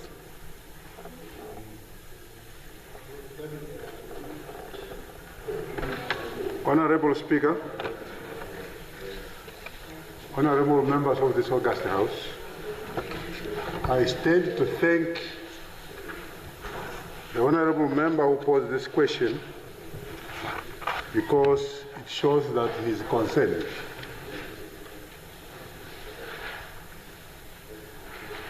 Honorable Speaker, the Minister of Urban and Rural Development is actually aware of the growing demands of serviced land and affordable land across our urban centers. The situation, particularly in Windhoek, where informal settlements continue to expand due to urban migration and the high cost of formal housing, remains a pressing development issue. This is due to ever-increasing urbanization, because as a country, we are lagging behind in rural development, where we need to arrest the majority of our citizens. On the issue of scarcity of land and delays in allocation, the difficulty lies not only in the unwillingness of local authorities, such as the Windhoek municipality, to allocate land, but rather in the lack of serviced land, which is a prerequisite for formal allocation. Servicing land involves provision of basic infrastructure, roads, water, sewer, and electricity, which requires significant capital investment and time.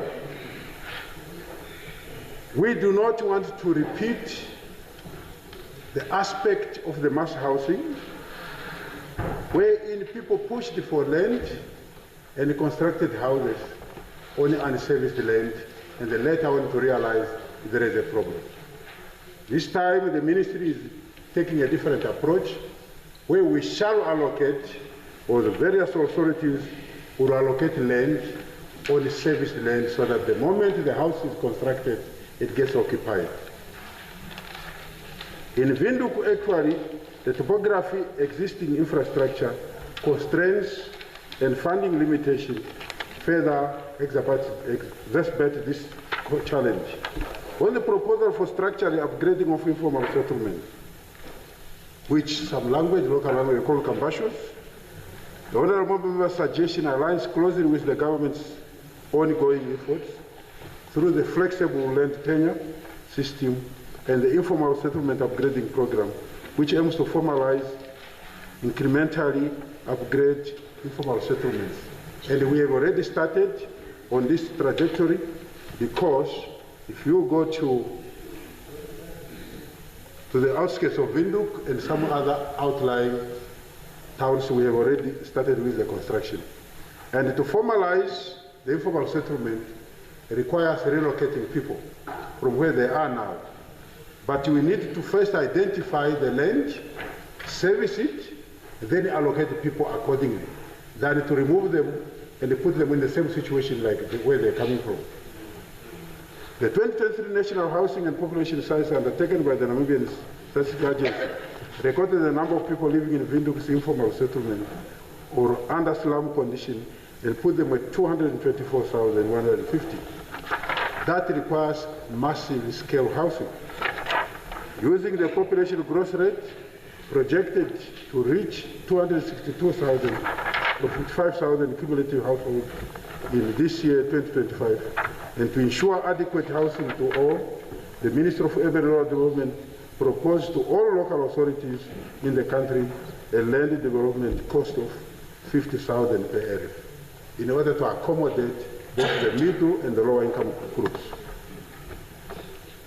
Some areas may go for 120,000 per household for those who are like members of parliament here.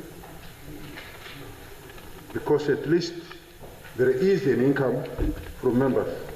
At the proposing going rate, it will cost 2.7 billion to service 55,000 Erven and Windhoek alone, and 6.6 billion to construct houses on the serviced Erven. Due mainly to dignity, households in informal settlements prefer a two-bedroom house over a one-bedroom house.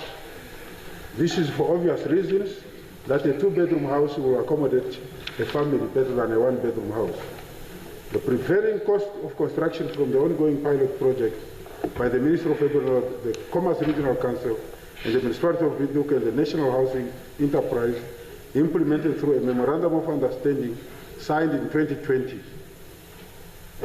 is at a cost of 209 million for 45 square meter two-bedroom house. At the said rate, construction of 55,000 informal settlements or structures in Windhoek over 130 informal settlements is estimated at 28.5 billion. Collaboration between various ministries when it comes to housing. Indeed, the Ministry of Urban and Rural Development is working in close collaboration with the Ministry of Works and Transport, as well as the Ministry of Finance and Public Enterprise, to identify sustainable financial mechanisms and implementation models to accelerate sustainable urban development through public-private partnership and donor-supported projects which are considered feasible. On the ethical concern regarding the living conditions, Honorable Speaker, the concern about families living in overcrowded, single-room, corrugated structures is deeply acknowledged. It's a human dignity issue that the government is committed to addressing. While we recognize the financial constraints of many citizens, our response must be systematic, inclusive, and sustainable. We are prioritizing the most vulnerable low-income households through subsidies, land-sharing models, and incremental tenure rights. This we want to achieve through partners like Sheikh Dollars Association, which provides houses to ultra and lower income groups at a reasonable, cheap price. In conclusion, Honorable Speaker, our government remains committed to finding practical and dignified solutions to the housing crisis. The Honorable Member's suggestion will be taken into account as we continue to refine our policies and the work towards the goal of Namibia, where every citizen has access to decent shelter and decent living. I thank you. Yes, thank you, Honorable Minister. Does the Honorable Lucato have any follow-up question?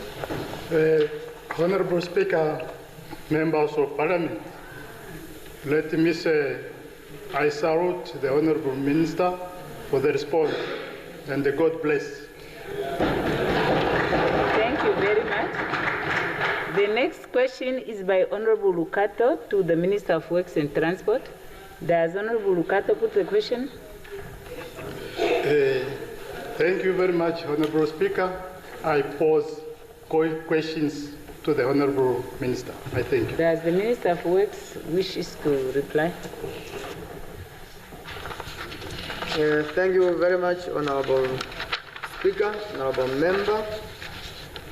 The question is with regard to the illegal occupation of government houses and flats since 1989. How old was I? Well, yes, Honorable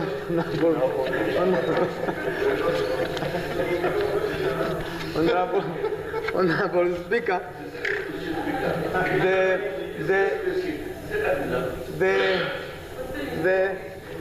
it is very unfortunate that the illegality of occupied occupants we have that, but unfortunately is not from that period. We have the current illegal occupants, but not from the 1989. Those ones we have on them, and the due date for them to vacate was given. If you have not done that, so the next step is then the court eviction. So that will then the next phase, the legal process. But we are fully aware. The only thing that we then ask from the member is if you have then documentary evidence for those who have taken the state properties, assets, like in 1989, that time, before us coming here.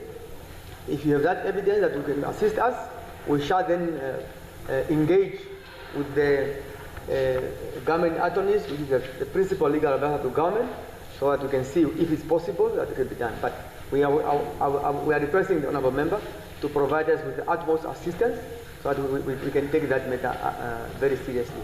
But as I said, the other thing maybe also just want to add, not really on your question, but possibly in the context of your question, we have learned that we have government houses that were never transitioned from the old regime when DTA was in charge. No, you are PDM, you are PDM. So when they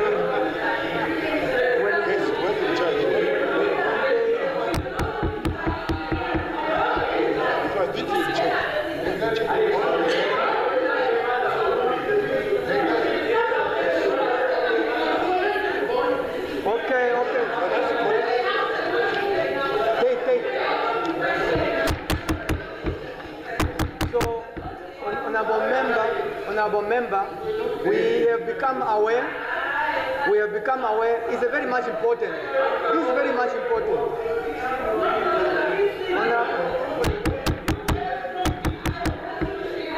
Okay, honourable member.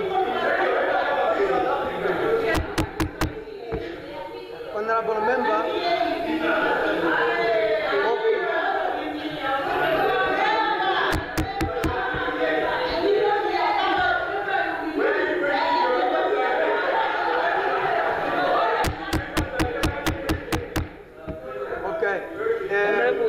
point of order. Yes, from Honourable Mbula.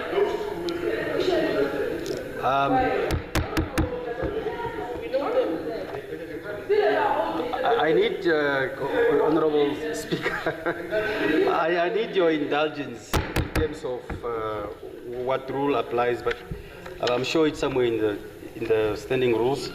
I would ask Honourable Speaker to remain objective in order not to divert and dilute our responses to questions, because these are questions of national concern or issues or deal with issues of national concern. That comment by the Honourable Okay, totally out of order. Honourable member, I wanted to give you an opportunity to be heard. But the rule is you cannot make a point of order when a member is answering a question. So please, the member is answering a question and the member may resume the floor. Honourable members, I don't know. I want to answer. Basically, the question is of 1989. Yes, 1989. Who was in charge? Who was in charge? Now, honourable member, I'm basically saying that. Honourable members, can we have order in the House? I'm basically saying for the member appreciation, because he asked a very important question. I'm basically saying we then have come across that we have properties that were never transitioned from the old regime to the current good government. Now those we've discovered, some of those, I'm not saying all of them, but those we've now discovered,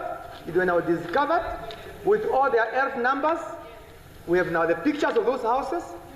The office of the minister have handed over these files to the directorate responsible to ensure that these properties are now transitioned from the South African government to the government of Namibia. So that one, just to appreciate, because that's a question, we are busy with that one. If you have any additional one, please also bring them on so that we also address them accordingly. Thank you very much. Very good. Very good. Honorable Lukato. Does Honorable Lukato have a follow-up question? No, Honorable Lukato is the one that put the question. Does the Honorable member have a follow-up question?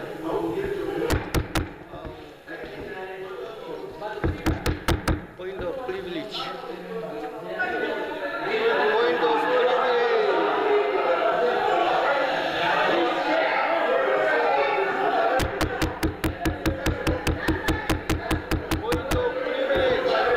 Honorable Lukato has the floor.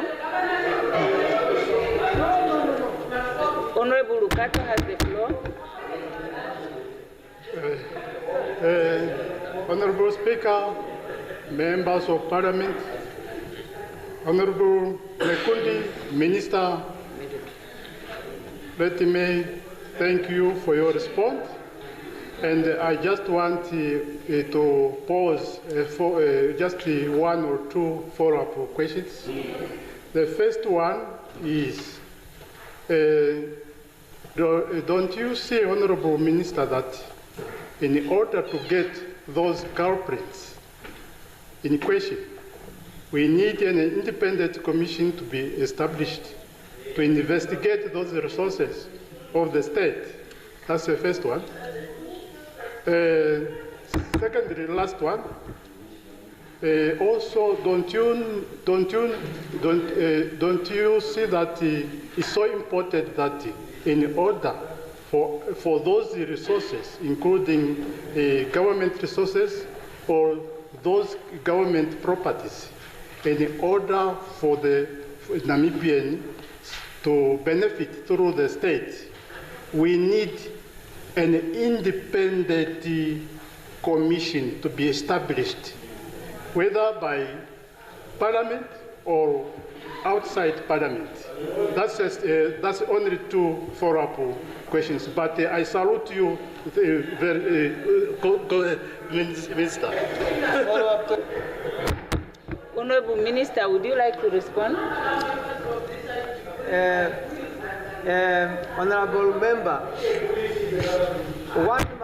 one must really appreciate that commissions are not formed in a vacuum. If you form a commission in the vacuum, you waste time and resources. Commissions are important, no doubt. But first, as I'm saying, first, bring us the basic evidence, the basic one. Now, those basic will now determine whether there's a need for a commission or the current administrative structures that are in place have the adequacies to do the investigations and recover where need to be recovered and address those abnormalities and what is missing from the state resources. So there's no doubt if there's a need, it can be done, but not out of the vacuum. So therefore, just assist us first with the basic information. The basic information. From there, we take it forward, because we need to also establish the term of reference and the scope. It's very much important. Otherwise, we really get nowhere. Thank you very much. Thank you. The next one is a question 42 posed by Honorable Kandorodu to the Right Honorable Prime Minister. Does the Honorable Kandorodu put the question? Does the Right Honorable Prime Minister wish to respond? Mr. Speaker, honorable members, especially Honorable Kandorodu, I rise to thank the honorable member for the question and also for bringing this important matter to this august House.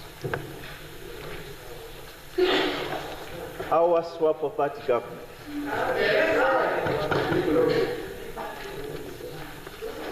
is equally concerned about the percentage of people who are unemployed in the country and will continue to create conducive environment that will result in employment opportunities for all Namibians. Within the framework of our political office bearers, that's the question that the honorable member has asked, the POBs are given prerogatives to identify support staff members to be appointed at their behest, and doing so on contracts linked to their terms of office as POBs. Once a POBC contract ends, the support staff contracts terminate automatically. This is a known fact to all those who choose to serve at the behest of political office bearers. The onus is on the individuals to ensure that they position themselves prior to the termination date of the public office bearer's tenure to obtain alternative employment which they qualify for. The one speaking was also once an assistant to a political office bearer. So I speak from the authority of personal experience.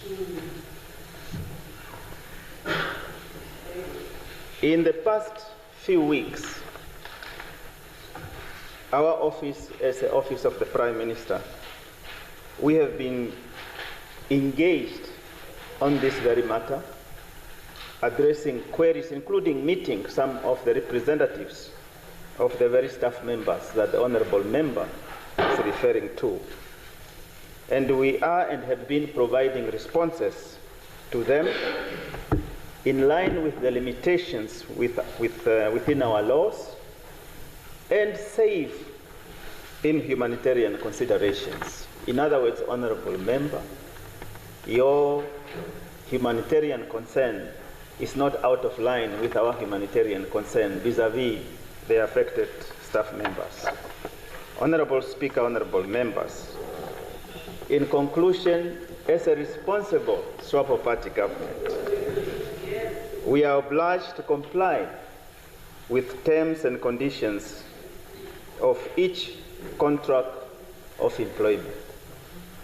Also, the principles of fairness and transparency and administrative justice must be applied at all times. And I know Honorable Kandorodo agrees with me on this, and he's smiling because he agrees, including in the recruitment process in the public service. The staff members of political office bearers who served at their behest may be considered within the applicable framework for vacancies they suitably exist. Honorable member, honorable speaker,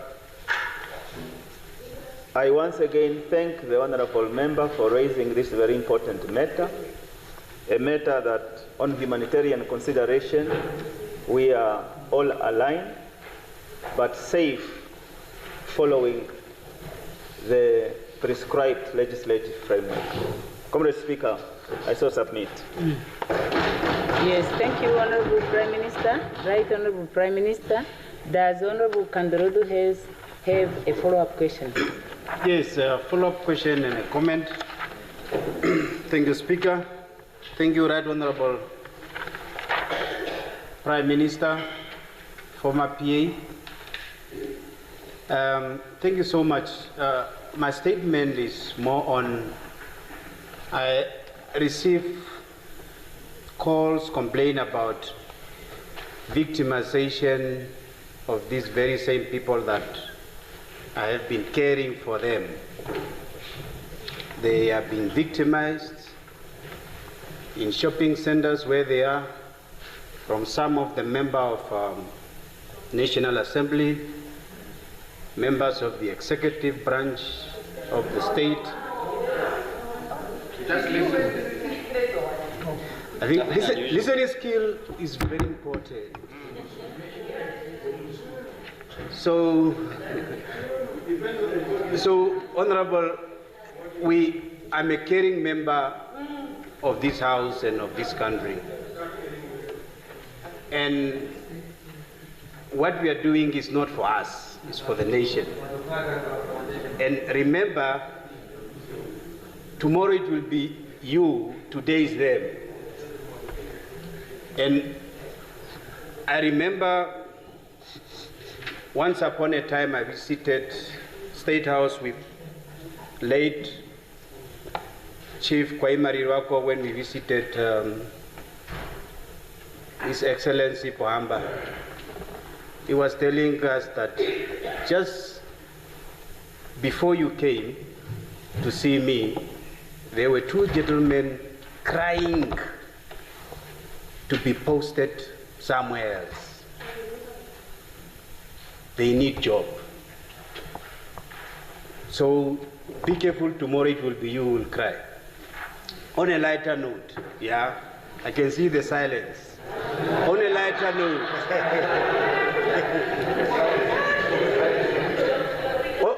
on a lighter note, as much as the SWAPO-led government is very sensitive in terms of law applications, following law, adhering to laws.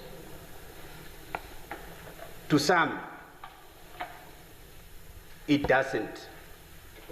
There are people that are still in office that are over 60 years. Ministry of Defense is a victim. Ministry of Justice is a victim. National Assembly is a victim. So Office of the Prime Minister is a victim. So now how?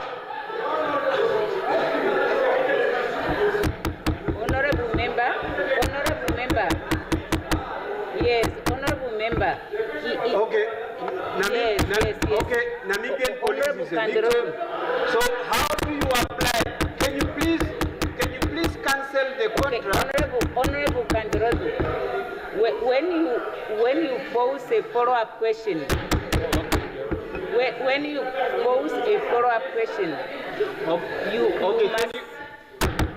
you must seek further clarity on the issue that you queried in the question that was responded to in the answer, provided the answer lacks clarity.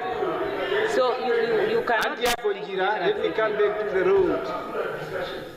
So, in order to accommodate these people into the system, can you please be so kind and cancel those that are over 60 to move out of the system in order for this one to be accommodated by the system? I thank you.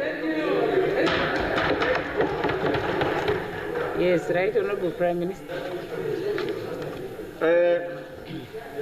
Comrade Speaker,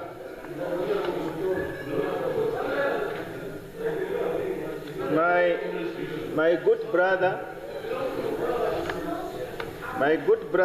asked the Prime Minister two questions. The first question, how many Namibians have been affected by the transition process and change of administration, more especially those who were serving the political office bearers? Number two, what plans do you have as the head of government business to help these people be reinstated in different OMAs and continue serving the Namibian society in different capacities? There's no third question that said they are being victimized in the malls, they are being followed, or whatever other institutions. So, Comrade Speaker, this one is one of out of order. Is one of those questions that we can relegate to the chamber of out of order. And whilst Honorable Speaker, Comrade Speaker, Honorable Members, the issue is a serious one, and we have said that in respect of the humanitarian consideration. Honorable Speaker, also in this August House, including my good friend, we are saying we need to create space for young people to be employed. Now today is flipped, but we take note. Thank you very much. Thank you. Now, the next question, no, I cannot allow further questions. It's only the... Okay. Oh, no, honorable member. I give the floor. No. The next question.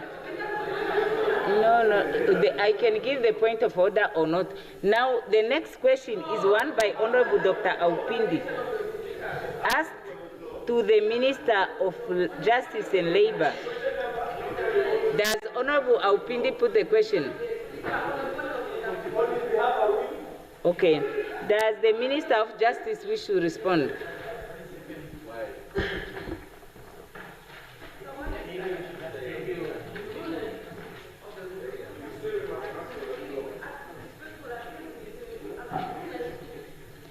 Can the Honorable please answer the question?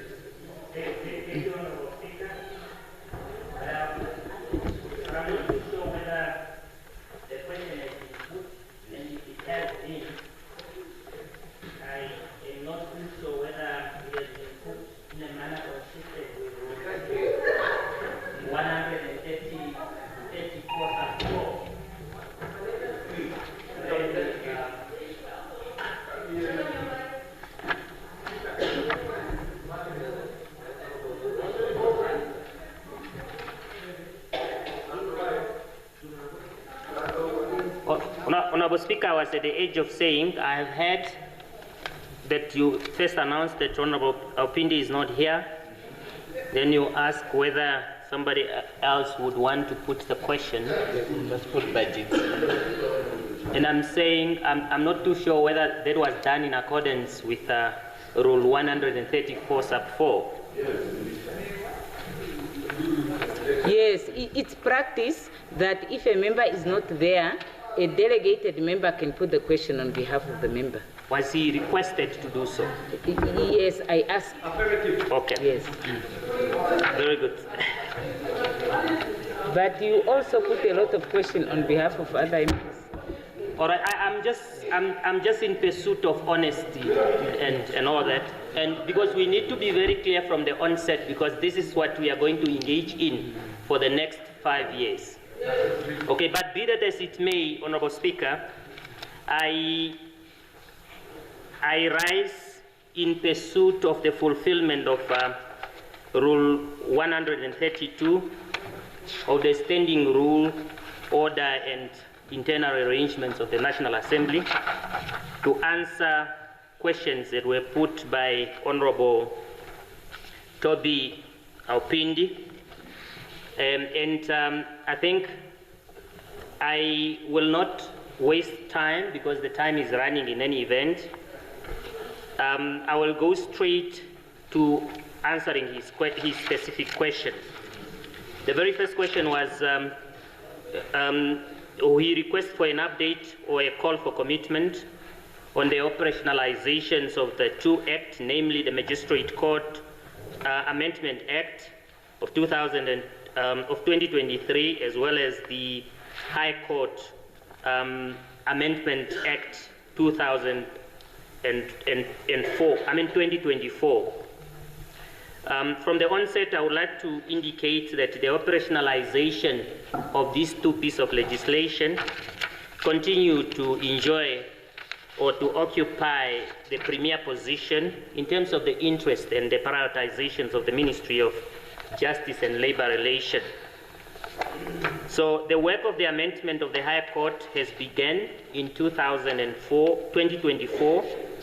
However, during the course of this exercise, it became necessary to incorporate further amendment to the rule in order to align with the recently enacted Dissolutions of Marriage Act 2024, Act number 10 of 2024. As honorable member may be aware, the Dissolutions of Marriage Act introduced substantive changes to the manner in which the divorce and related proceedings are handled by our high courts, and it is critical that the rule governing the court procedure reflect those changes. Accordingly, the drafting of the High Court rules was expanded to ensure a coherent and a harmonized applications of both High Court Amendment Act and the Dissolutions of Marriage Act. I'm pleased, however, to report that all these revised rules are now at an advanced stage, and we anticipate with a finalization anticipated by the end of July 2025. This will, however, allow both the High Court Amendment Act as well as the Dissolutions of Marriage Act to be operationalized shortly thereafter.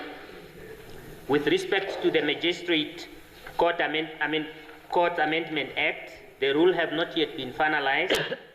However, in terms of our consideration, we have reached some consensus that we can implement we can operationalize the High Court Amendment Act once its rules are finalized, and then the proceedings in the High Court will then be drawing the procedural and substantive strength from those of or from the implementations of the rules in the High Court. So the Ministry remains seized with the matter, and we will continue to prioritize the finalizations of this framework to ensure that the intentions of Parliament is realized in real time. The second question by the Honourable Member was with regard to the update of the regulations, to which I have partly touched already. For the regulations are dependent on the rules of the two courts, so hence it suffices to indicate that the regulations of the High Court will follow shortly once the finalizations of the rules of the two processes are finalized, for they are interlinked. For the Magistrate Court Amendment Act, drafting of the relevant procedural rules, as I have indicated, are still underway. Therefore, that does not necessitate a repetition. Honourable members, while the recent amendment it's actually a step in the right direction, we must be cognizant of the fact that they do not address the broader concern. However, they will certainly improve fairness and access to justice, but not resolve all the underlying systematic issues.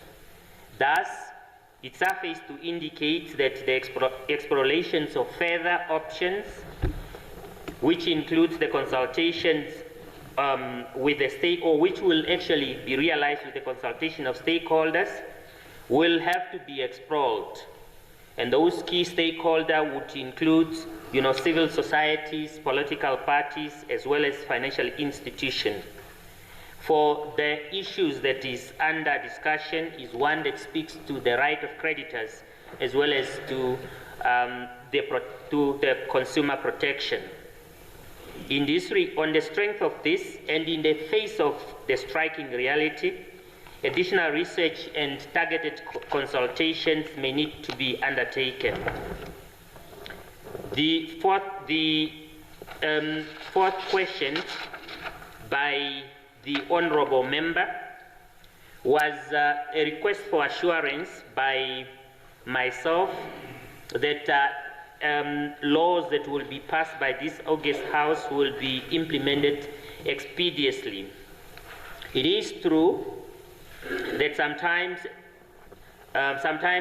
laws are enacted and they take years to be implemented or to be operationalized. So the delay, as it has been noted, can be attributed to several factors, including changing in administration as well as shifting in government priority, limited resources, as well as the need for accompanying regulations to be in place before any piece of legislation is operationalized. In some cases, We also realize that OMAs do move for the passing of a law, and the financial implication is not really taken into account.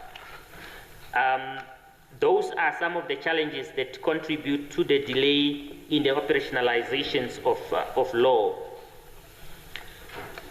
Also, in addition, legal gaps are also sometimes identified after the enactment of a law, making the implementations a chapter of impossibility. So, however, it's important to indicate that with the commencement of the 8th administration, the government has embarked upon or has broadened the democratizations of the lawmaking process by inviting members of public to contribute to or to submit proposal toward the legislative reform.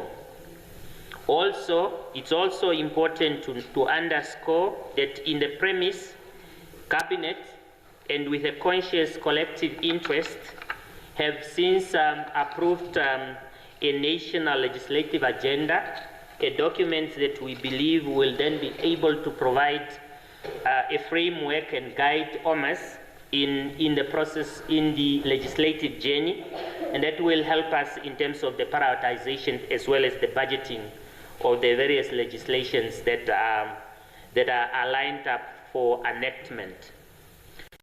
It also aims to ensure that tracking, improve transparency, as well as support Parliament oversight function through the centralized mechanisms that monitor legislative process. I think these were the only questions, and as I have indicated, I confined myself to the requirement of Rule 100, and I so submit, Honourable Speaker. Yes, thank you very much, Honourable Member. Since the Honourable Member is not here, there are no follow-up questions to be put to the Minister. So we proceed. So we proceed to the next question, which is 45, posed by Honourable Fries to the Minister of Urban and Rural Development. Honourable Fries. The Minister has just ran away, so... Yeah, would you like to put the question, Honourable Member? I put the question. Yeah, thank you. Is there someone delegated to respond to the question on behalf of the Minister? Okay, so we pass the question over until the Minister returns. Then, the next question is question number 46 by Honorable Mbinge Sheundo, asked to the Minister of Education, Innovation, Youth, Sports, Arts and Culture. Does Honorable Sheundo put the question? Speaker, I put the question. Does the Honorable Minister of Education wish to respond? You have the floor, please. Thank you very much, esteemed and honourable Speaker. Thank you very much, honourable member, for the question on free education. The first question is posed on the apparent discrepancy, and I'm very happy to hear that the word is saying apparent. Discrepancy between the President's announcement of free tertiary education and the Ministry's clarification that it will only apply to certain fields. Honourable Speaker, honourable members, I think everything must be contextualized, and it must be seen in the right context. First and foremost, let us go back to what exactly did Her Excellency say. She said that come 2026, in all public institutions, inclusive of TVET centers, registration as well as tuition fees will be 100% government subsidized, that this will be a phased-in approach, and that accommodation and other expenses will be carried by the families. So that is what is being said. With that, we have put together a task force consisting of all public higher institutions of learning members, as well as it's been chaired with a clear terms of reference by our Executive Director, Mr. Gerard N. Vries, who's responsible for higher education and innovation. They've already met on the 19th of June. We also have in this task force 2 members from the Ministry of Finance and also a member from the Ministry of Justice and Labour. They have a very clear terms of reference to clarify matters, to look into already questions posed by the public, including the questions of the esteemed honourable member, and they will have another meeting again on the 3rd of July. What is of crucial importance is to state that we've got 2 funding formulas at the moment. One from the National Council of Higher Education and one from NASFAF. Of course, it really requires in-depth discussions, not just around free education, but in general also the government subsidy to our public universities. So therefore, honourable members, esteemed honourable Speaker, I'm requesting for the task force to be allowed to continue what they need to do. We've got time frames that we've given them. They have to have in-depth consultations with all unions, student unions, but also the teachers' unions. That's important. These are the voices of the youth that must be heard. Remember that you said it must be done in a phased-in approach. Therefore, it is just imperative also for us to look at the priority areas. And there are national documents that we will bring forward that talks about priority areas. So I'm just asking for the indulgence of the honourable members in this House to allow us to proceed, not to preempt, but this task force will inclusively look at all the concerns expressed so far in the public sphere. And we are welcome to still submit questions. Thank you very much, Honourable Speaker. That is the response I wish to offer at this stage, for us not to preempt what will happen within the task force, to allow them to proceed independently. Thank you very much. Thank you, Honourable Member. No, it's not Honourable Hengari, it's another Honourable Member. So I just wanted to ask whether Honourable Sheundo has a follow-up question. Yes, thank you, Honourable Speaker. Honourable Minister, I'm just a bit confused, Honourable Speaker, whether the questions were answered or not. But I just want to remind the Minister on one statement. Thank you, James. I'm not talking about. So, the President's statement started with, to all the pensioners out there, apology for this year. We are not going to increase, but rather we are going to look into our youth, and free education will be free for all. That's on that basis that I ask these questions. Now I understand that there are a task force in place to look into my questions. So, point of order. So I understand questions will be answered later as investigations is ongoing. So the task force is now on the ground. So my follow-up questions will come after the Minister's answers, because I do have follow-up questions, but I need answers first on the first questions. Okay. Very good. Thank you. So, Honourable Minister, do you like to... Unless if I'm allowed to do the questions now. Yeah, no, it's okay. If you want to get the report from the investigation, that report obviously... I don't want the report, I want the answers on my questions. Yeah. No, the Minister, she will explain. You have expressed yourself on the matter, and the Minister will respond. You have the floor, Honourable Minister. Honourable Speaker, honourable members, of course, when the statement was made by Her Excellency, lots of questions were asked. We've put together a task team to look comprehensively at all all possible funding modalities. It's just the right thing to do.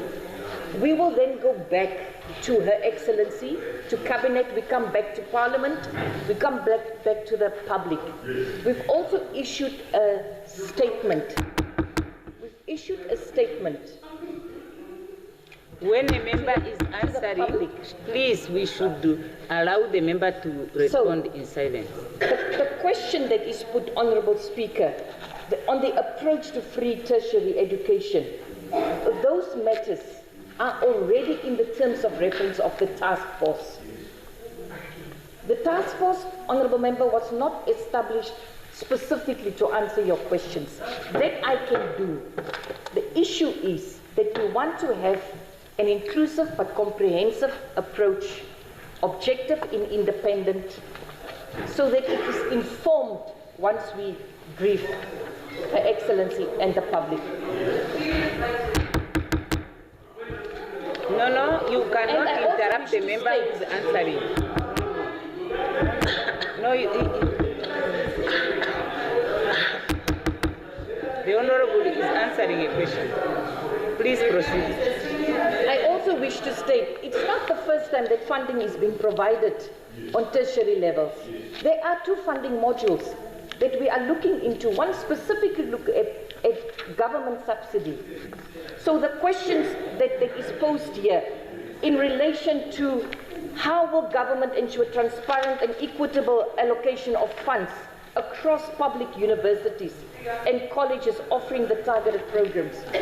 Already modalities are in place. What we need is to provide really in-depth consultations and the responses to those consultations. Then we can come back.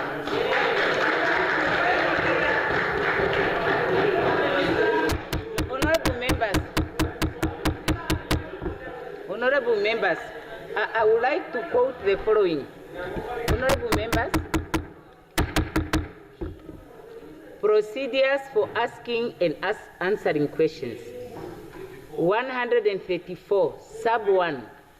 At question time, the presiding member must call in turn each member in whose name a question stands on the question paper, in the order in which the questions are printed, or in any such other order as the presiding member may, on any particular occasion, by leave of the Assembly determine. Each member called must rise in his or her place and ask the question with reference to its number on the question paper, and the minister or member questioned must give his or her reply or must take the necessary steps to have the reply furnished. 3, after the answer to a question has been given, and this is really where I would like to highlight, supplementary questions may, at the discretion of the presiding officer. At the discretion. 3, after the answer to a question has been given, supplementary questions may, at the discretion of the presiding member, be put for the sole purpose of elucidating the answer. But the presiding member may refuse any such question which in his or her opinion introduces matters not relevant to the original question, or which infringes any provisions of those standing rules, and may in that case direct that such question must not be reported in the journal. But the point that I want to emphasize is questions, supplementary questions, may be put at the discretion of the presiding officer. So just because there was an answer, it doesn't mean anyone can just put an additional question. No. The rule also, who is now being called to order? No, the rule is saying, who is now point of order? The presiding officer is making a ruling. And you are saying point of order to who? Yeah. So, the other rule, honorable members, if you start to speak together, 3, 4 people speaking at the same time, I will proceed right away to the next question. Yes. Yes? Yes? No, no, no. Honorable Mubemba.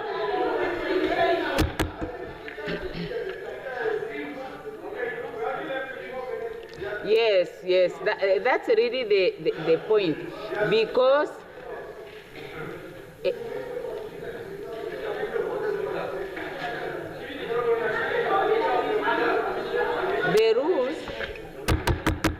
the rules also say that no, you can't make a point of order when the presiding officer is no rule, nothing. Okay. The next question is question number 47. It is one.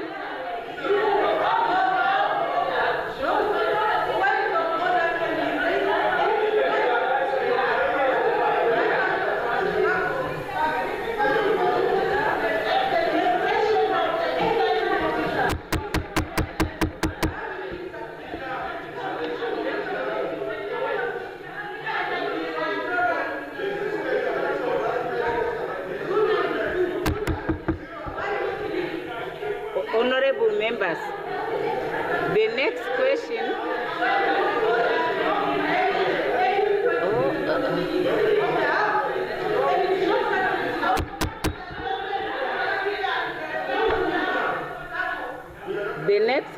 is question number 47, and it's one by Honorable Hengari, asked to the Right Honorable Prime Minister. Does Honorable Hengari put the question?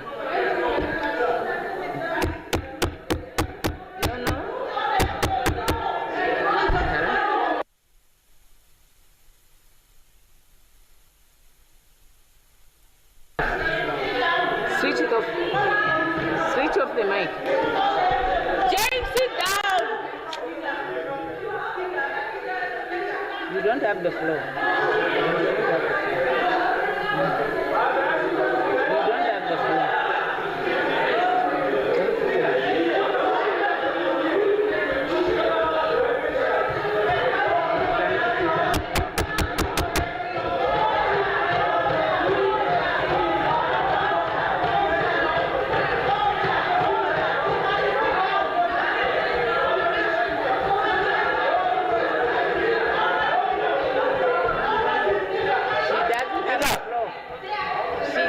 The floor.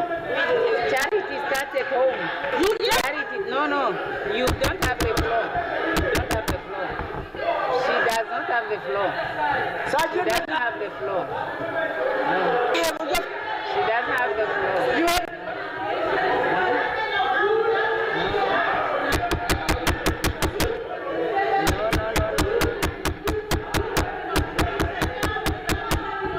The House would rise now on automatic adjournment.